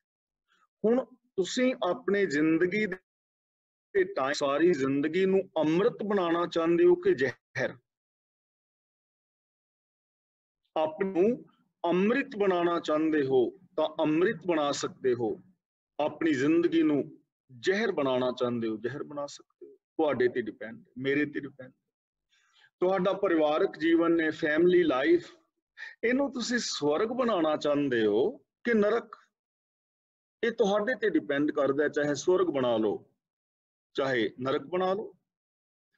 ਇਹ ਪੂਰਾ ਸਮਾਂ ਦੇਖੋ, ਕਲਯੁਗ ਕਦੋਂ ਵਾਪਰਦਾ ਹੈ? ਇੱਕ ਘੜੀ ਨਾ ਮਿਲਤੇ ਤਾਂ ਕਲਯੁਗ ਹੋਤਾ। ਅੰਦਰ ਕਲਯੁਗ ਤਾਂ ਵਾਪਰਦਾ ਹੈ ਜਦੋਂ ਬੰਦਾ ਸੱਚ ਦੇ ਨਾਲੋਂ ਟੁੱਟ ਜਾਂਦਾ ਹੈ। ਆਤਮਿਕ ਮੌਤੇ ਬੰਦਾ ਤਾਂ ਮਰਦਾ ਹੈ ਜਦੋਂ ਸੱਚ ਦੇ ਨਾਲੋਂ ਟੁੱਟਦਾ ਹੈ, ਤੇ ਜਦੋਂ ਸੱਚ ਦੇ ਨਾਲ ਜੁੜਿਆ ਹੋਵੇ ਉਦੋਂ ਆਤਮਿਕ ਜ਼ਿੰਦਗੀ ਜੀ ਰਿਹਾ ਹੁੰਦਾ ਹੈ। ਉਹ ਵੇਲਾ ਅੰਮ੍ਰਿਤ ਵੇਲਾ ਹੁੰਦਾ ਹੈ। ਤਾਂ ਗੁਰੂ ਪਾਤਸ਼ਾਹ ਜੀ ਕਹਿੰਦੇ ਨੇ, ਤੁਹਾਡਾ ਹਰ ਪਦਾਰਥ, ਤੁਹਾਡੀ ਹਰ ਸੋਚ, ਤੁਹਾਡਾ ਹਰ ਸਮਾਂ ਅੰਮ੍ਰਿਤ ਹੋ ਸਕਦਾ ਹੈ ਜੇ ਯੂਨੀਵਰਸਲ ਟਰੁੱਥ ਨੂੰ ਆਪਣੀ ਜ਼ਿੰਦਗੀ ਦਾ ਬੇਸ ਬਣਾਓ ਔਰ ਸਿਫਤ ਸਲਾਹ ਕਰੋ। ਮਨ ਬਚਨ ਕਰਮ ਕਰਕੇ ਗੁਣਾਂ ਦੇ ਧਾਰਨੀ ਜਿਸ ਟਾਈਮ ਹੁੰਦੇ ਹੋ, ਉਹ ਵੇਲਾ ਅੰਮ੍ਰਿਤ ਵੇਲਾ ਹੋ ਜਾਂਦਾ ਹੈ। ਵੈਸੇ ਸਿੱਖ ਜਗਤ ਦੇ ਅੰਦਰ ਅੰਮ੍ਰਿਤ ਵੇਲਾ ਅਸੀਂ ਸਵੇਰ ਨੂੰ ਵੀ ਕਹਿ ਦਿੰਦੇ ਹਾਂ। ਨਾਮ ਦਿੱਤਾ ਹੈ ਅੰਮ੍ਰਿਤ ਵੇਲਾ, ਸਵੇਰ ਨੂੰ ਵੀ ਕਹਿ ਦਿੰਦੇ ਹਾਂ, ਪਰ ਉਹ ਅੰਮ੍ਰਿਤ ਵੇਲਾ ਤਾਂ ਹੀ ਅੰਮ੍ਰਿਤ ਵੇਲਾ ਬਣੇਗਾ ਜੇ ਸੱਚ ਦੇ ਨਾਲ ਜੁੜੋਗੇ। ਤੇ ਜੇ ਅਸੀਂ ਕੇਵਲ ਓਨੇ ਕੁ ਨੂੰ ਅੰਮ੍ਰਿਤ ਵੇਲਾ ਮੰਨ ਲਈਏ, ਤੇ ਫਿਰ ਬਾਕੀ 23 ਘੰਟੇ ਜਾਂ 22 ਘੰਟੇ ਕੀ ਹੋਇਆ? ਸਾਰੀ ਜ਼ਿੰਦਗੀ ਅੰਮ੍ਰਿਤ ਹੋ ਸਕਦੀ ਹੈ। ਸਵੇਰ ਦਾ ਅੰਮ੍ਰਿਤ ਵੇਲਾ ਸਾਡਾ ਤਾਂ ਬਣ ਜਾਂਦਾ ਹੈ ਕਿਉਂਕਿ ਅਸੀਂ ਬਾਣੀ ਦਾ ਪਾਠ ਕਰਦੇ ਹਾਂ, ਨਾਮ ਜਪਦੇ ਹਾਂ, ਵਾਹਿਗੁਰੂ ਦੀ ਸਿਫਤ ਸਲਾਹ ਕਰਦੇ ਹਾਂ, ਚੰਗੀ ਅਸੀਂ ਸੋਚ ਸੋਚਦੇ ਹਾਂ, ਅੰਮ੍ਰਿਤ ਵੇਲਾ ਬਣ ਜਾਂਦਾ। ਜ਼ਿੰਦਗੀ ਅੰਮ੍ਰਿਤ ਬਣਾਉਣਾ ਹੈ। ਦੇਖੋ, ਜਿਨ੍ਹਾਂ ਵੀਰਾਂ ਭੈਣਾਂ ਨੇ ਅੰਮ੍ਰਿਤ ਪਾਨ ਕੀਤਾ ਹੈ ਨਾ, ਉਹਨਾਂ ਨੂੰ ਅੰਮ੍ਰਿਤ ਦੇ ਛੱਟੇ ਉਹਨਾਂ ਦੀਆਂ ਅੱਖਾਂ 'ਚ ਪਾਏ ਗਏ ਸਨ, 5 ਸ਼ੀਸ਼ ਵਿੱਚ ਪਾਏ ਗਏ, 5 ਚੂਲੇ ਛਕਣ ਲਈ ਦਿੱਤੇ। ਇਹਦੇ ਪਿੱਛੇ ਇੱਕ ਵਿਚਾਰਧਾਰਾ ਹੈ, ਮਨੋਵਿਗਿਆਨਿਕ ਕਾਰਨ ਕਿ ਸਿੱਖਾ ਅੱਜ ਤੂੰ ਅੰਮ੍ਰਿਤ ਛਕਿਆ ਹੈ ਨਾ, ਤਾਂ ਤੇਰੇ ਬੋਲ ਜ਼ਬਾਨ ਤੋਂ ਅੰਮ੍ਰਿਤ ਵਰਗੇ ਮਿੱਠੇ ਹੋਣੇ ਚਾਹੀਦੇ ਨੇ। ਐਸੇ ਬੋਲ ਜਿਨ੍ਹਾਂ ਦੇ ਨਾਲ ਕਿਸੇ ਨੂੰ ਆਤਮਿਕ ਜੀਵਨ ਮਿਲੇ, ਜਿਨ੍ਹਾਂ ਇਨਸਾਨੀਅਤ ਪੈਦਾ ਹੋਵੇ, ਕਿਸੇ ਦੇ ਅੰਦਰ ਵਿਲ ਪਾਵਰ, ਉਤਸ਼ਾਹ ਪੈਦਾ ਹੋਵੇ, ਸਕਾਰਾਤਮਕ ਸੋਚ ਪੈਦਾ ਹੋਵੇ। ਤੇਰੇ ਬੋਲ ਐਸੇ ਹੋਣੇ ਚਾਹੀਦੇ ਨੇ। ਐਸ ਜ਼ਬਾਨ ਤੋਂ ਅੱਜ ਤੋਂ ਬਾਅਦ ਗਾਲ ਨਾ ਨਿਕਲੇ। ਕਿੰਨੇ ਅੰਮ੍ਰਿਤਧਾਰੀ ਵੀਰ ਨੇ ਜਿਹੜੇ, ਸਾਰਿਆਂ ਦੀ ਮੈਂ ਗੱਲ ਨਹੀਂ ਕਰ ਰਿਹਾ, ਜਿਹੜੇ ਧੀਆਂ ਭੈਣਾਂ ਦੀਆਂ ਗਾਲਾਂ ਫੇਸਬੁੱਕ ਤੇ ਵੇਖੋ ਭਰੀ ਪਈ ਹੈ। ਤਾਂ ਅੰਮ੍ਰਿਤ ਮਈ ਬੋਲ ਤੇਰੇ ਹੋ ਜਾਣ, ਅੱਖਾਂ ਵਿੱਚ ਅੰਮ੍ਰਿਤ ਦੇ ਛੱਟੇ ਪਾਏ ਸਨ। ਸਿੱਖਾ ਅੱਜ ਤੋਂ ਬਾਅਦ ਤੇਰੀ ਨਜ਼ਰ ਅੰਮ੍ਰਿਤ ਵਰਗੀ ਹੋਵੇ। ਹਰ ਧੀ ਭੈਣ ਨੂੰ ਆਪਣੀ ਧੀ ਭੈਣ ਵੇਖੇ, ਹਰ ਇੱਕ ਦੇ ਅੰਦਰ ਤੈਨੂੰ ਰੱਬ ਦਿਸੇ, ਤੇਰੀਆਂ ਨਜ਼ਰਾਂ ਦੇ ਵਿੱਚੋਂ ਅੰਮ੍ਰਿਤ ਪ੍ਰੇਮ ਡੁੱਲੇ, ਔਰ ਸ਼ੀਸ਼ ਵਿੱਚ ਪੰਜ ਛੱਟੇ ਅੰਮ੍ਰਿਤ ਦੇ ਪਾਏ ਕਿ ਤੇਰੀ ਸੋਚ, ਤੇਰੀ ਮੈਂਟੈਲਿਟੀ ਅੰਮ੍ਰਿਤ ਵਰਗੀ ਹੋ ਜਾਏ। ਫਿਰ ਤੇਰੀ ਸਾਰੀ ਜ਼ਿੰਦਗੀ ਹੀ ਅੰਮ੍ਰਿਤ ਬਣ ਜਾਏਗੀ। ਤੇਰਾ ਹਰ ਬੋਲ ਅੰਮ੍ਰਿਤ ਹੋ ਜਾਏਗਾ, ਤੇਰਾ ਨਜ਼ਰੀਆ ਅੰਮ੍ਰਿਤ ਹੋ ਜਾਏਗਾ, ਫਿਰ ਹਰ ਥਾਂ ਦੇ ਉੱਤੇ ਅੰਮ੍ਰਿਤ ਹੀ ਵਰਸੇਗਾ। ਤਾਂ ਗੁਰੂ ਪਾਤਸ਼ਾਹ ਜੀ ਕਹਿੰਦੇ ਨੇ, ਜਦੋਂ ਅਸੀਂ ਸੱਚ ਸੁਣਦੇ ਵਿਚਾਰਦੇ ਹਾਂ, ਸੱਚਾ ਨਿਆਂ ਕਰਦੇ ਹਾਂ, ਸੱਚ ਨੂੰ ਆਧਾਰ ਬਣਾ ਕੇ ਜ਼ਿੰਦਗੀ ਜੀਂਦੇ ਹਾਂ ਔਰ ਸਿਫਤ ਸਲਾਹ ਕਰਦੇ ਹਾਂ, ਉਹ ਵੇਲਾ ਅੰਮ੍ਰਿਤ ਵੇਲਾ ਹੋ ਜਾਂਦਾ ਹੈ। ਅਗਲਾ ਬਚਨ ਕਰਦੇ ਨੇ, ਕਰਮੀ ਆਵੇ ਕੱਪੜਾ ਨਦਰੀ ਮੋਖ ਦੁਆਰ। ਜੇ ਰੱਬ ਦੀ ਰਜ਼ਾ ਦੇ ਅੰਦਰ ਕਰਮ ਕੀਤੇ ਜਾਣ, ਹੁਣ ਦੇਖੋ ਇਹ ਪਿਆਰ ਕਿਵੇਂ ਮਿਲੇ, ਇਹ ਸੱਚ ਕਿਵੇਂ ਮਿਲੇ। ਕਰਮੀ ਆਵੇ ਕੱਪੜਾ, ਹੁਣ ਕੱਪੜਾ ਦੇਖੋ ਕੀ ਹੈ, ਗੁਰੂ ਜੀ ਨੇ ਬਚਨ ਕੀਤਾ ਹੈ, ਪ੍ਰੇਮ ਪਟੋਲਾ ਤੈਂ ਸ਼ਹੁ ਦਿੱਤਾ, ਢੱਕਣ ਕੂ ਪਤ ਮੇਰੀ। ਪਟੋਲਾ ਦਾ ਮਤਲਬ ਕੱਪੜਾ। ਕਿਹੜਾ ਕੱਪੜਾ? ਪ੍ਰੇਮ ਦਾ ਕੱਪੜਾ। ਆ ਭੈਣਾਂ ਬੈਠੀਆਂ ਨਾ ਚੁੰਨੀ ਲਈ ਸਿਰ ਤੇ, ਤੁਸੀਂ ਪੱਗਾਂ ਦੇ ਨਾਲ ਸਿਰ ਢੱਕੇ, ਸਿਰ ਢੱਕਣ ਲਈ ਨਾ ਚੁੰਨੀ। ਤਾਂ ਪ੍ਰੇਮ ਦਾ ਕੱਪੜਾ ਕਾਦੇ ਵਾਸਤੇ? ਮੇਰੀ ਇੱਜ਼ਤ ਢੱਕਣ ਵਾਸਤੇ। ਜਿਵੇਂ ਸਿਰ ਢੱਕਣ ਵਾਸਤੇ ਚੁੰਨੀ ਹੈ, ਸਿਰ ਢੱਕਣ ਲਈ ਪੱਗ ਹੈ, ਕੋਈ ਰੁਮਾਲ ਰੱਖਦਾ ਹੈ, ਤੇ ਇੱਜ਼ਤ ਸਾਡੀ ਬਚੀ ਰਹੇ, ਉਹਦੇ ਵਾਸਤੇ ਕੱਪੜਾ ਕਿਹੜਾ ਚਾਹੀਦਾ ਹੈ? ਪ੍ਰੇਮ ਦਾ। ਮਨੁੱਖਤਾ ਦੇ ਨਾਲ ਪਿਆਰ, ਸੱਚ ਦੇ ਨਾਲ ਪਿਆਰ, ਗੁਣਾਂ ਦੇ ਨਾਲ ਪਿਆਰ। ਜੇ ਪਿਆਰ ਹੋਏਗਾ ਜ਼ਿੰਦਗੀ ਅੰਦਰ ਤਾਂ ਇੱਜ਼ਤ ਮਾਣ ਮਿਲੇਗਾ, ਰੱਬ ਦੇ ਦਰ ਤੇ ਮਾਣ ਮਿਲੇਗਾ। ਜੇ ਪਿਆਰ ਨਹੀਂ, ਈਰਖਾ ਨਹੀਂ, ਤਾਂ ਕੱਪੜੇ ਜਿੰਨੇ ਮਰਜ਼ੀ ਕੀਮਤੀ ਪਾਈ ਜਾਓ, ਚੁੰਨੀਆਂ ਦੀ ਥਾਂ ਫੁਲਕਾਰੀਆਂ ਲੈ ਲਓ, ਪੱਗਾਂ ਕੀਮਤੀ ਬਣ ਲਓ, ਜੇ ਪ੍ਰੇਮ ਨਹੀਂ ਮਨੁੱਖਤਾ ਨਾਲ ਰਲ ਤਾਂ ਫਿਰ ਪੱਤ ਨਹੀਂ ਨਾ ਢੱਕੀ ਜਾਂਦੀ। ਇਸ ਲਈ ਕਰਮੀ ਆਵੇ ਕੱਪੜਾ, ਜੇ ਪ੍ਰੇਮ ਵਾਲੇ ਕਰਮ ਕਰੋਗੇ, ਜੇ ਰੱਬੀ ਰਜ਼ਾ ਦੇ ਅੰਦਰ ਤੁਰੋਗੇ ਤੇ ਪ੍ਰੇਮ ਦਾ ਕੱਪੜਾ ਮਿਲ ਜਾਏਗਾ, ਪ੍ਰੇਮ ਪੈਦਾ ਹੋ ਜਾਏਗਾ। ਜਿਨ ਮਨ ਪਾਓ ਤਿਨਾ ਮਨ ਪਾਓ।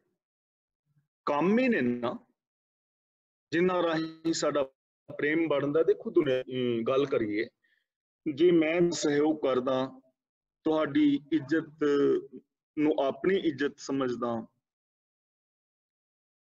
ਤੁਹਾਡੇ ਬੱਚਿਆਂ ਨਾਲ ਤੁਹਾਨੂੰ ਕੋਈ ਚੰਗੀ ਗੱਲ ਦੱਸਦਾ, ਤਾਂ ਇਹ ਮੇਰੇ ਕਰਮ ਤੁਹਾਡੇ ਵਾਸਤੇ, ਤੁਹਾਡੇ ਮਨ ਵਿੱਚ ਮੇਰੇ ਲਈ ਪ੍ਰੇਮ ਪੈਦਾ ਕਰਨਗੇ। ਜੇ ਤੁਸੀਂ ਮੇਰੀ ਕੋਈ ਹੈਲਪ ਕਰਦੇ ਹੋ, ਮੈਨੂੰ ਚੰਗੀ ਸਲਾਹ ਦਿੰਦੇ ਹੋ, ਮੇਰੇ ਬੱਚਿਆਂ ਨਾਲ ਪਿਆਰ ਕਰਦੇ ਹੋ, ਤਾਂ ਤੁਹਾਡੇ ਇਹ ਕਰਮ ਮੇਰੇ ਅੰਦਰ ਤੁਹਾਡੇ ਲਈ ਪੈਦਾ ਕਰਨਗੇ। ਜੇ ਮੈਂ ਜਾਣਦਾ ਤੁਹਾਡੀ ਕਾਰ ਦਾ ਸ਼ੀਸ਼ਾ ਭੰਨ ਜਾਵਾਂ ਤੇ ਉਹ ਕੈਮਰੇ 'ਚ ਦਿਸ ਜਾਏ, ਤੇ ਫਿਰ ਮੇਰੇ ਘਰ ਪ੍ਰੇਮ ਪੈਦਾ ਕਰਨ ਥੋੜੀ ਆਉਗੇ। ਕੰਮ ਵੇਖਣੇ ਪੈਣਗੇ ਨਾ, ਕੰਮ ਕੀ ਨੇ। ਕੰਮਾਂ ਰਾਹੀਂ ਪੈਦਾ ਹੋਣਾ। ਪਤੀ ਪਤਨੀ ਕੰਮ ਕਿਹੜੇ ਕਰਦੇ ਨੇ, ਇੱਕ ਦੂਜੇ ਨਾਲ ਬੋਲਦੇ ਕਿਵੇਂ ਨੇ, ਪਿਓ ਧੀ, ਪਿਓ ਪੁੱਤਰ, ਯਾਰ ਦੋਸਤ, ਰਿਸ਼ਤੇਦਾਰ। ਤਾਂ ਰੱਬ ਦਾ ਪ੍ਰੇਮ ਪਾਉਣ ਲਈ ਸਾਨੂੰ ਕੋਈ ਕੰਮ ਕਰਨੇ ਪੈਣਗੇ ਨਾ। ਜਿਨ੍ਹਾਂ ਨੇ ਗੁਰੂ ਦੀ ਰਜ਼ਾ ਮੁਤਾਬਿਕ, ਜਿਨ੍ਹਾਂ ਨੇ ਆਪਣਾ ਆਪਾ ਸਮਰਪਿਤ ਕੀਤਾ, ਗੁਰੂ ਨੇ ਕਿਹਾ ਮੇਰੇ ਪਿਆਰੇ ਨੇ। ਭਾਈ ਲਹਿਣਾ ਜੀ ਨੇ ਗੁਰਮਤ ਅਨੁਸਾਰ ਜ਼ਿੰਦਗੀ ਜੀਵੀ, ਗੁਰੂ ਨਾਨਕ ਦੇਵ ਨੇ ਗੁਰਿਆਈ ਗੱਦੀ ਬਖਸ਼ ਦਿੱਤੀ। ਭਾਈ ਲਹਿਣਾ ਭਾਈ ਲਹਿਣਾ ਨਾ ਰਹਿ, ਗੁਰੂ ਅੰਗਦ ਦੇਵ ਬਣ ਗਏ। ਕਰਮੀ ਆਵੇ ਕੱਪੜਾ, ਰਜ਼ਾ ਦੇ ਅੰਦਰ ਤੁਰੋਗੇ, ਇਹਨਾਂ ਕਰਮਾਂ ਦੇ ਨਾਲ ਤੁਹਾਨੂੰ ਪ੍ਰੇਮ ਰੂਪ ਕੱਪੜਾ ਮਿਲੇਗਾ। ਨਦਰੀ ਮੋਖ ਦੁਆਰ, ਤੇ ਫਿਰ ਐਸੇ ਕਰਮ ਕਰਨ ਦੇ ਨਾਲ ਨਦਰ ਹੋਏਗੀ, ਬਖਸ਼ਿਸ਼ ਹੋਏਗੀ। ਤੇ ਉਸ ਬਖਸ਼ਿਸ਼ ਦੇ ਨਾਲ ਕੀ ਹੋਏਗਾ? ਮੋਖ ਦੁਆਰ, ਮੋਕਸ਼ ਪਦਵੀ, ਮੋਖ ਦੁਆਰਾ, ਮੁਕਤੀ, ਵਿਕਾਰਾਂ ਤੋਂ ਖਲਾਸੀ। ਇਹ ਨਹੀਂ ਕਿ ਮਰਨ ਤੋਂ ਬਾਅਦ ਮੁਕਤੀ ਮਿਲੇਗੀ। ਮਰਨ ਵਾਲੀ ਮੁਕਤੀ ਨੂੰ ਗੁਰਮਤਿ ਨੇ ਨਹੀਂ ਮੰਨਿਆ। ਬੇਣੀ ਕਹੈ ਸੁਣੋ ਰੇ ਭਗਤੋ, ਮਰਨ ਮੁਕਤ ਕਿਨ ਪਾਈ। ਮਰਨ ਤੋਂ ਬਾਅਦ ਕਿੰਨੇ ਮੁਕਤੀ ਪਾਈ ਹੈ? ਮਰਨ ਤੋਂ ਬਾਅਦ ਕੋਈ ਮੁਕਤੀ ਨਹੀਂ। ਇਹ ਗੱਲ ਸਮਝ ਲੈਣਾ। ਕੱਲ ਸਵਾਲ ਕਰ ਰਹੇ ਸੀ ਨਾ ਆਪਾਂ, ਤਾਂ ਇਹ ਸਵਾਲ ਦਾ ਉੱਤਰ ਹੈ। ਇਹ ਸਾਰੇ ਸਵਾਲ ਖਤਮ ਹੋ ਜਾਣਗੇ। ਮਰਨ ਤੋਂ ਬਾਅਦ ਮੁਕਤੀ ਹੈ ਹੀ ਨਹੀਂ। ਗੁਰਮਤਿ ਮੰਨਦੀ ਨਹੀਂ। ਬੇਣੀ ਕਹੈ ਸੁਣੋ ਰੇ ਭਗਤੋ, ਮਰਨ ਮੁਕਤ ਕਿਨ ਪਾਈ। ਬੰਦਾ ਜੰਮਿਆ ਜੀਵਿਆ ਬੰਧਨ ਵਿੱਚ, ਮਰਿਆ ਬੰਧਨ ਵਿੱਚ, ਤੇ ਮਰ ਕੇ ਮੁਕਤ ਕਿਵੇਂ ਹੋ ਜਾਏਗਾ? ਕੋਈ ਬੱਚਾ ਸੀ ਬੜਾ ਸ਼ਰਾਰਤੀ ਹੀ ਰਿਹਾ ਬੜਾ। ਮਾਂ ਪਿਓ ਨੇ ਯਤਨ ਕੀਤਾ, ਕਦੇ ਨਾਨਕੇ ਘੱਲਿਆ ਵੀ ਸ਼ਾਇਦ ਨਾਨਕੇ ਜਾ ਕੇ ਸੁਧਰ ਜਾਏ। ਉੱਥੇ ਜਾ ਕੇ ਗੁਆਂਢੀਆਂ ਦੇ ਬੱਚੇ ਦਾ ਸਿਰ ਪਾੜਤਾ। ਉਹਨਾਂ ਆਖਿਆ, ਭਰਾਵਾ ਤੁਸੀਂ ਆਪਣਾ ਬੱਚਾ ਲੈ ਜਾਓ। ਬੱਚਾ ਵਾਪਸ ਫਿਰ ਸਾਈਕਲਾਂ ਵਾਲੇ ਕੁੜਕੇ ਦੇ ਕੰਮ ਤੇ ਲਾਇਆ ਵੀ ਚੱਲ ਪੜ੍ਹਾਈ ਨਹੀਂ ਕਰਦਾ, ਸਾਈਕਲ ਪੈਂਚਰ ਲਾਣੇ ਸਿੱਖ ਲੈ। ਉੱਥੇ ਕਿਸੇ ਦਾ ਸਾਈਕਲ ਚੋਰੀ ਚੋਕ ਕੇ ਵੇਚ ਆਇਆ, ਉਹਨੇ ਵੀ ਹਟਾਤਾ। ਘਰਦਿਆਂ ਨੂੰ ਪੈਸੇ ਭਰਨੇ ਪਏ। ਸਕੂਟਰ ਵਾਲੇ ਕੋਲ ਲਾਇਆ, ਸਕੂਟਰ 'ਚ ਪੈਟਰੋਲ ਪਵਾਉਣ ਗਿਆ, ਐਕਸੀਡੈਂਟ। ਯਾਨੀ ਕੋਈ ਕੰਮ ਨਹੀਂ ਕੀਤਾ ਚੱਜ ਦਾ। ਜਵਾਨ ਹੋ ਗਿਆ, ਸ਼ਰਾਬਾਂ ਪੀਣ ਲੱਗ ਗਿਆ। ਤੇ ਫਿਰ ਐਸੇ ਨਕੰਮਿਆਂ ਨੂੰ ਲੋਕ ਕਹਿੰਦੇ ਨੇ ਵੀ ਚੱਲ ਯਾਰ ਇਹਦਾ ਵਿਆਹ ਕਰ ਦਿਓ, ਖੋਰੇ ਸੁਧਰ ਜਾਏ। ਅਗਲੇ ਦੀ ਧੀ ਦਾ ਵੀ ਨਾਸ ਮਾਰਦੇ ਨੇ। ਨਾ ਕਰੋ ਇਹੋ ਜਿਹਾ ਦਾ ਵਿਆਹ। ਵਿਆਹ ਕਰ ਦਿਓ ਸ਼ਾਇਦ ਸੁਧਰ ਜਾਏ। ਵਿਆਹ ਕੀਤਾ ਤਾਂ ਵੀ ਨਹੀਂ ਸੁਧਰਿਆ। ਮਾਂ ਪਿਓ ਨੇ ਆਖਿਆ ਵੀ ਤੁਸੀਂ ਗੁਰਦੁਆਰੇ ਜਾਇਆ ਕਰੋ। ਕਹਿਣ ਲੱਗਾ, ਨਾ ਗੁਰਦੁਆਰੇ ਮੇਰਾ ਜਾਣ ਦਾ ਕੀ ਮਤਲਬ, ਮੈਂ ਨਹੀਂ ਮੰਨਦਾ ਰੱਬ ਨੂੰ। ਸਾਰੀ ਜ਼ਿੰਦਗੀ ਨਹੀਂ ਗੁਰਦੁਆਰੇ ਗਿਆ ਤੇ ਅਖੀਰ ਹੋ ਗਿਆ, ਬੱਚੇ ਹੋ ਗਏ। ਸ਼ਰਾਬ ਪੀ ਕੇ ਇੱਕ ਦਿਨ ਗਿਆ ਤੇ ਫਿਰ ਬੱਚਿਆਂ ਨੇ ਉਹਨੂੰ ਨਵਾ ਧਵਾ ਕੇ ਡੱਬੇ ਦੇ ਵਿੱਚ ਪਾ ਕੇ ਨਟ ਬੁਲਟ ਕੱਸ ਕੇ ਫਿਰ ਉਹਦੀ ਲਾਸ਼ ਨੂੰ ਗੁਰਦੁਆਰੇ ਲੈ ਕੇ ਆਏ ਵੀ ਬਾਪੂ ਹੁਣ ਭੱਜ, ਹੁਣ ਕਿੱਥੇ ਭੱਜਣਾ। ਜਿਹੜਾ ਸਾਰੀ ਜ਼ਿੰਦਗੀ ਐਵੇਂ ਜੀਵਿਆ। ਕੋਲ ਸੁਖਮਨੀ ਸਾਹਿਬ ਦਾ ਪਾਠ ਭਾਈਆਂ ਨੂੰ ਕਰਨਾ ਪੈਂਦਾ। ਭਾਈ ਜੀ ਸੁਖਮਨੀ ਸਾਹਿਬ ਕਰ ਦਿਓ। ਬੰਦਾ ਪੁੱਛੇ, ਜਿਉਂਦਾ ਸਾਰੀ ਜ਼ਿੰਦਗੀ ਗੁਰਦੁਆਰੇ ਨਹੀਂ ਗਿਆ, ਸੁਖਮਨੀ ਸਾਹਿਬ ਕੰਨ 'ਚ ਪੈਣ ਦਿੱਤਾ, ਹੁਣ ਮੱਧ ਵਿੱਚ ਤੁਹਾਡਾ ਸੁਣੇ ਉੱਤੇ ਸੁਖਮਨੀ। ਅਸੀਂ ਬਹੁਤ ਸਾਰੇ ਕਰਮ ਕਾਂਡ ਕਰ ਰਹੇ ਹਾਂ ਔਰ ਜਿਨ੍ਹਾਂ ਬਾਰੇ ਬੋਲਣਾ ਵੀ ਬੜਾ ਔਖਾ ਹੈ। ਹੁਣ ਕਈਆਂ ਨੂੰ ਹੋ ਸਕਦਾ ਇੱਥੇ ਪ੍ਰੋਬਲਮ ਹੋਏਗੀ, ਲੇਕਿਨ ਇਹ ਸੱਚਾਈ ਹੈ। ਮਰਨ ਤੋਂ ਬਾਅਦ ਮੁਕਤੀ ਨਹੀਂ ਹੈ। ਬਾਣੀ ਜਿਉਂਦਿਆਂ ਵਾਸਤੇ, ਮੋਇਆਂ ਵਾਸਤੇ ਨਹੀਂ। ਪਿੱਛੇ ਇੱਕ ਕੁੱਤਾ ਮਰ ਗਿਆ ਸੀ ਕਿਸੇ ਦਾ, ਤੇ ਉੱਥੇ ਸੋਹਿਲੇ ਦਾ ਪਾਠ ਕਰ ਰਹੇ ਸਨ। ਹੈ ਬੰਦਾ ਪੁੱਛੇ ਵੀ ਅਸੀਂ ਕਰ ਕੀ ਰਹੇ ਹਾਂ? ਤਾਂ ਗੁਰੂ ਜੀ ਕਹਿੰਦੇ ਨੇ, ਕਰਮੀ ਆਵੇ ਕੱਪੜਾ, ਨਦਰੀ ਮੋਖ ਦੁਆਰ। ਮੋਖ ਦੁਆਰ ਦਾ ਮਤਲਬ ਮੋਕਸ਼ ਪਦਵੀ, ਤੁਸੀਂ ਜਿਉਂਦੇ ਮੁਕਤ ਹੋ ਜਾਓਗੇ। ਤੇ ਮੁਕਤੀ ਦੀ ਡੈਫੀਨੇਸ਼ਨ ਕੀ ਹੈ? ਨਾਹੀਂ ਜਿਹੇ ਕੰਚਨ ਲੋਹੁ ਸਮਾਨ, ਕਹੋ ਨਾਨਕ ਸੁਨ ਰੇ ਮਨਾ, ਮੁਕਤ ਤਾਹੇ ਤੈ ਜਾਨ। ਜਿਹੜਾ ਕਿ ਝੂਠੀ ਬਦਖੋਈ ਨਹੀਂ ਕਰਦਾ। ਤੇ ਉਸਤਤ ਦਾ ਮਤਲਬ ਜਿਹੜਾ ਚਾਪਲੂਸੀ ਨਹੀਂ ਕਰਦਾ, ਕਿਸੇ ਦੀ ਚਾਪਲੂਸੀ ਨਹੀਂ ਕਰਦਾ, ਨਾ ਝੂਠੀ ਬਦਖੋਈ ਕਰਦਾ, ਸੱਚ ਬੋਲ, ਬੇਗਾਨਾ ਹੱਕ ਨਹੀਂ ਖਾਂਦਾ, ਉਹ ਬੰਦਾ ਮੁਕਤ ਹੈ। ਉਹ ਬੰਦਾ ਰੱਬ ਦਾ ਰੂਪ ਹੈ। ਰੂਪ ਰਾਮ ਤੇ ਜਾਨ, ਉਹਨੂੰ ਰੱਬ ਦਾ ਰੂਪ ਸਮਝੋ। ਜੋ ਨਰ ਦੁਖ ਮੈਂ ਦੁਖ ਨਹੀਂ ਮਾਨੈ, ਸੁਖ ਸਨਹਿ ਔਰ ਭੈ ਨਹੀਂ ਜਾਕੈ, ਕੰਚਨ ਮਾਟੀ ਮਾਨੈ। ਨਹਿ ਨਿੰਦਿਆ ਨਹਿ ਉਸਤਤ ਜਾਕੈ, ਲੋਭ ਮੋਹ ਅਭਿਮਾਨਾ, ਸੋਗ ਤੇ ਰਹਿ ਨਿਆਰੋ ਨਾਹਿ ਮਾਨ ਅਭਿਮਾਨਾ।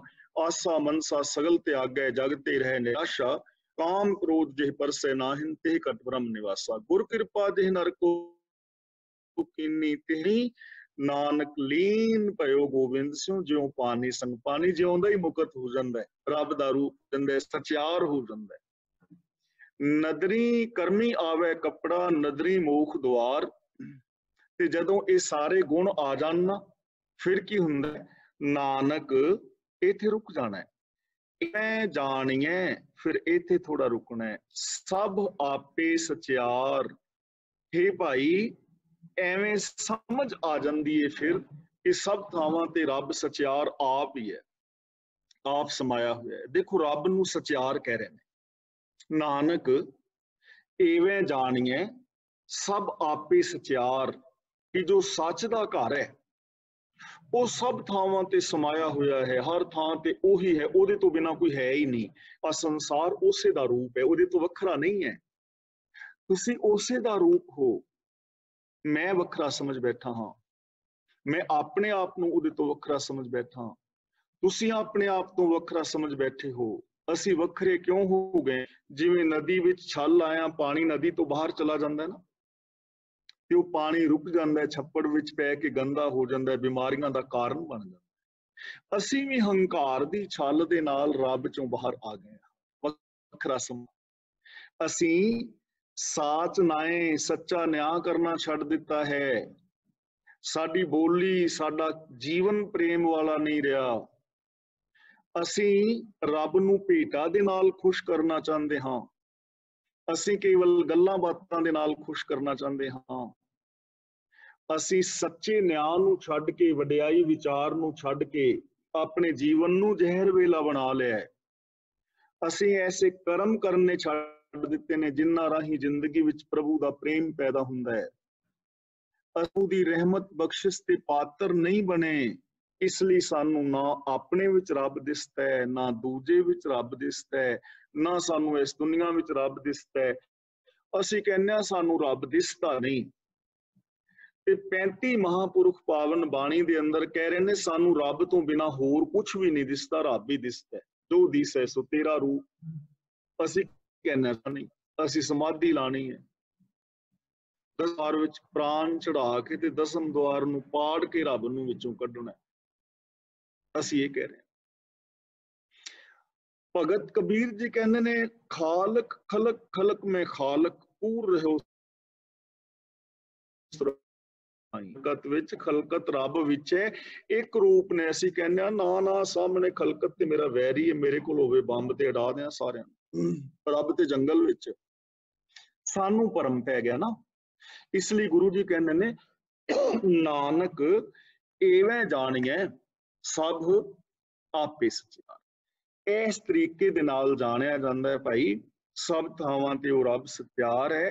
ਤੇ ਜਦੋਂ ਇਸ ਚੌਥੀ ਪੌੜੀ ਦੇ ਅੰਦਰ ਦੇ ਕੁਝ ਗੁਣਾਂ ਨੂੰ ਅਸੀਂ ਤਿਆਰ ਹੋ ਜਾਓ। ਸਚਿਆਰ ਹੋਣਾ ਹੀ ਸਾਡਾ ਮਕਸਦ ਹੈ, ਸਚਿਆਰ ਹੋਣਾ ਹੀ ਰੱਬ ਨੂੰ ਪਾ ਲੈਣਾ ਹੈ। ਇਸ ਲਈ ਨੂੰ ਪਾਣਾ ਸਾਡੀ ਸਮੱਸਿਆ ਨਹੀਂ ਹੈ, ਕਿਉਂਕਿ ਰੱਬ ਤੇ ਹੈ ਹੀ ਅੰਦਰ। ਸਾਡੀ ਸਮੱਸਿਆ ਇਹ ਹੈ ਕਿ ਅਸੀਂ ਸਚਿਆਰ ਕਿਵੇਂ ਹੋਣਾ ਹੈ, ਮਨ ਬਚਨ ਕਰਮ ਕਰਕੇ ਸੱਚ ਦੇ ਧਾਰਨੀ ਕਿਵੇਂ ਹੋਣਾ ਹੈ, ਰੱਬੀ ਰਜ਼ਾ ਦੇ ਅੰਦਰ ਆਪਣੇ ਜੀਵਨ ਨੂੰ ਕਿਵੇਂ ਗੁਜ਼ਾਰਨਾ ਹੈ, ਕੁਦਰਤ ਦੇ ਨਿਯਮਾਂ ਨੂੰ ਸਮਝ ਕੇ ਇਸ ਕੁਦਰਤ ਨੂੰ ਸਵਰਗ ਕਿਵੇਂ ਬਣਾਉਣਾ ਹੈ। ਸਾਡੀ ਪ੍ਰੋਬਲਮ ਇਹ ਹੈ। ਪ੍ਰੋਬਲਮ ਸਾਡੀ ਹੋਰ ਹੈ, ਭਟਕਦੇ ਅਸੀਂ ਕਿਤੇ ਹੋਰ ਫਿਰਦੇ ਹਾਂ। ਮੰਜ਼ਿਲ ਸਾਡੀ ਹੋਰ ਹੈ, ਡਾਇਰੈਕਸ਼ਨ ਸਾਡੀ ਦੂਜੇ ਪਾਸੇ ਦੀ। ਗੁਰੂ ਪਾਤਸ਼ਾਹ ਜੀ ਰਹਿਮਤ ਕਰਨ, ਅਸੀਂ ਗੁਰੂ ਪਾਤਸ਼ਾਹ ਜੀ ਦੀ ਪਾਵਨ ਬਾਣੀ ਨੂੰ ਪੜ੍ਹੀਏ, ਸਮਝੀਏ, ਵਿਚਾਰੀਏ ਔਰ ਗੁਰਬਾਣੀ ਮੁਤਾਬਕ ਜ਼ਿੰਦਗੀ ਜੀ ਕੇ ਆਪਣੇ ਜੀਵਨ ਨੂੰ ਸਫਲ ਕਰੀਏ, ਸਚਿਆਰ ਹੋਣ ਦਾ ਯਤਨ ਕਰੀਏ। ਤਾਂ ਮੈਂ ਇੱਥੇ ਇਸ ਵਿਚਾਰ ਨੂੰ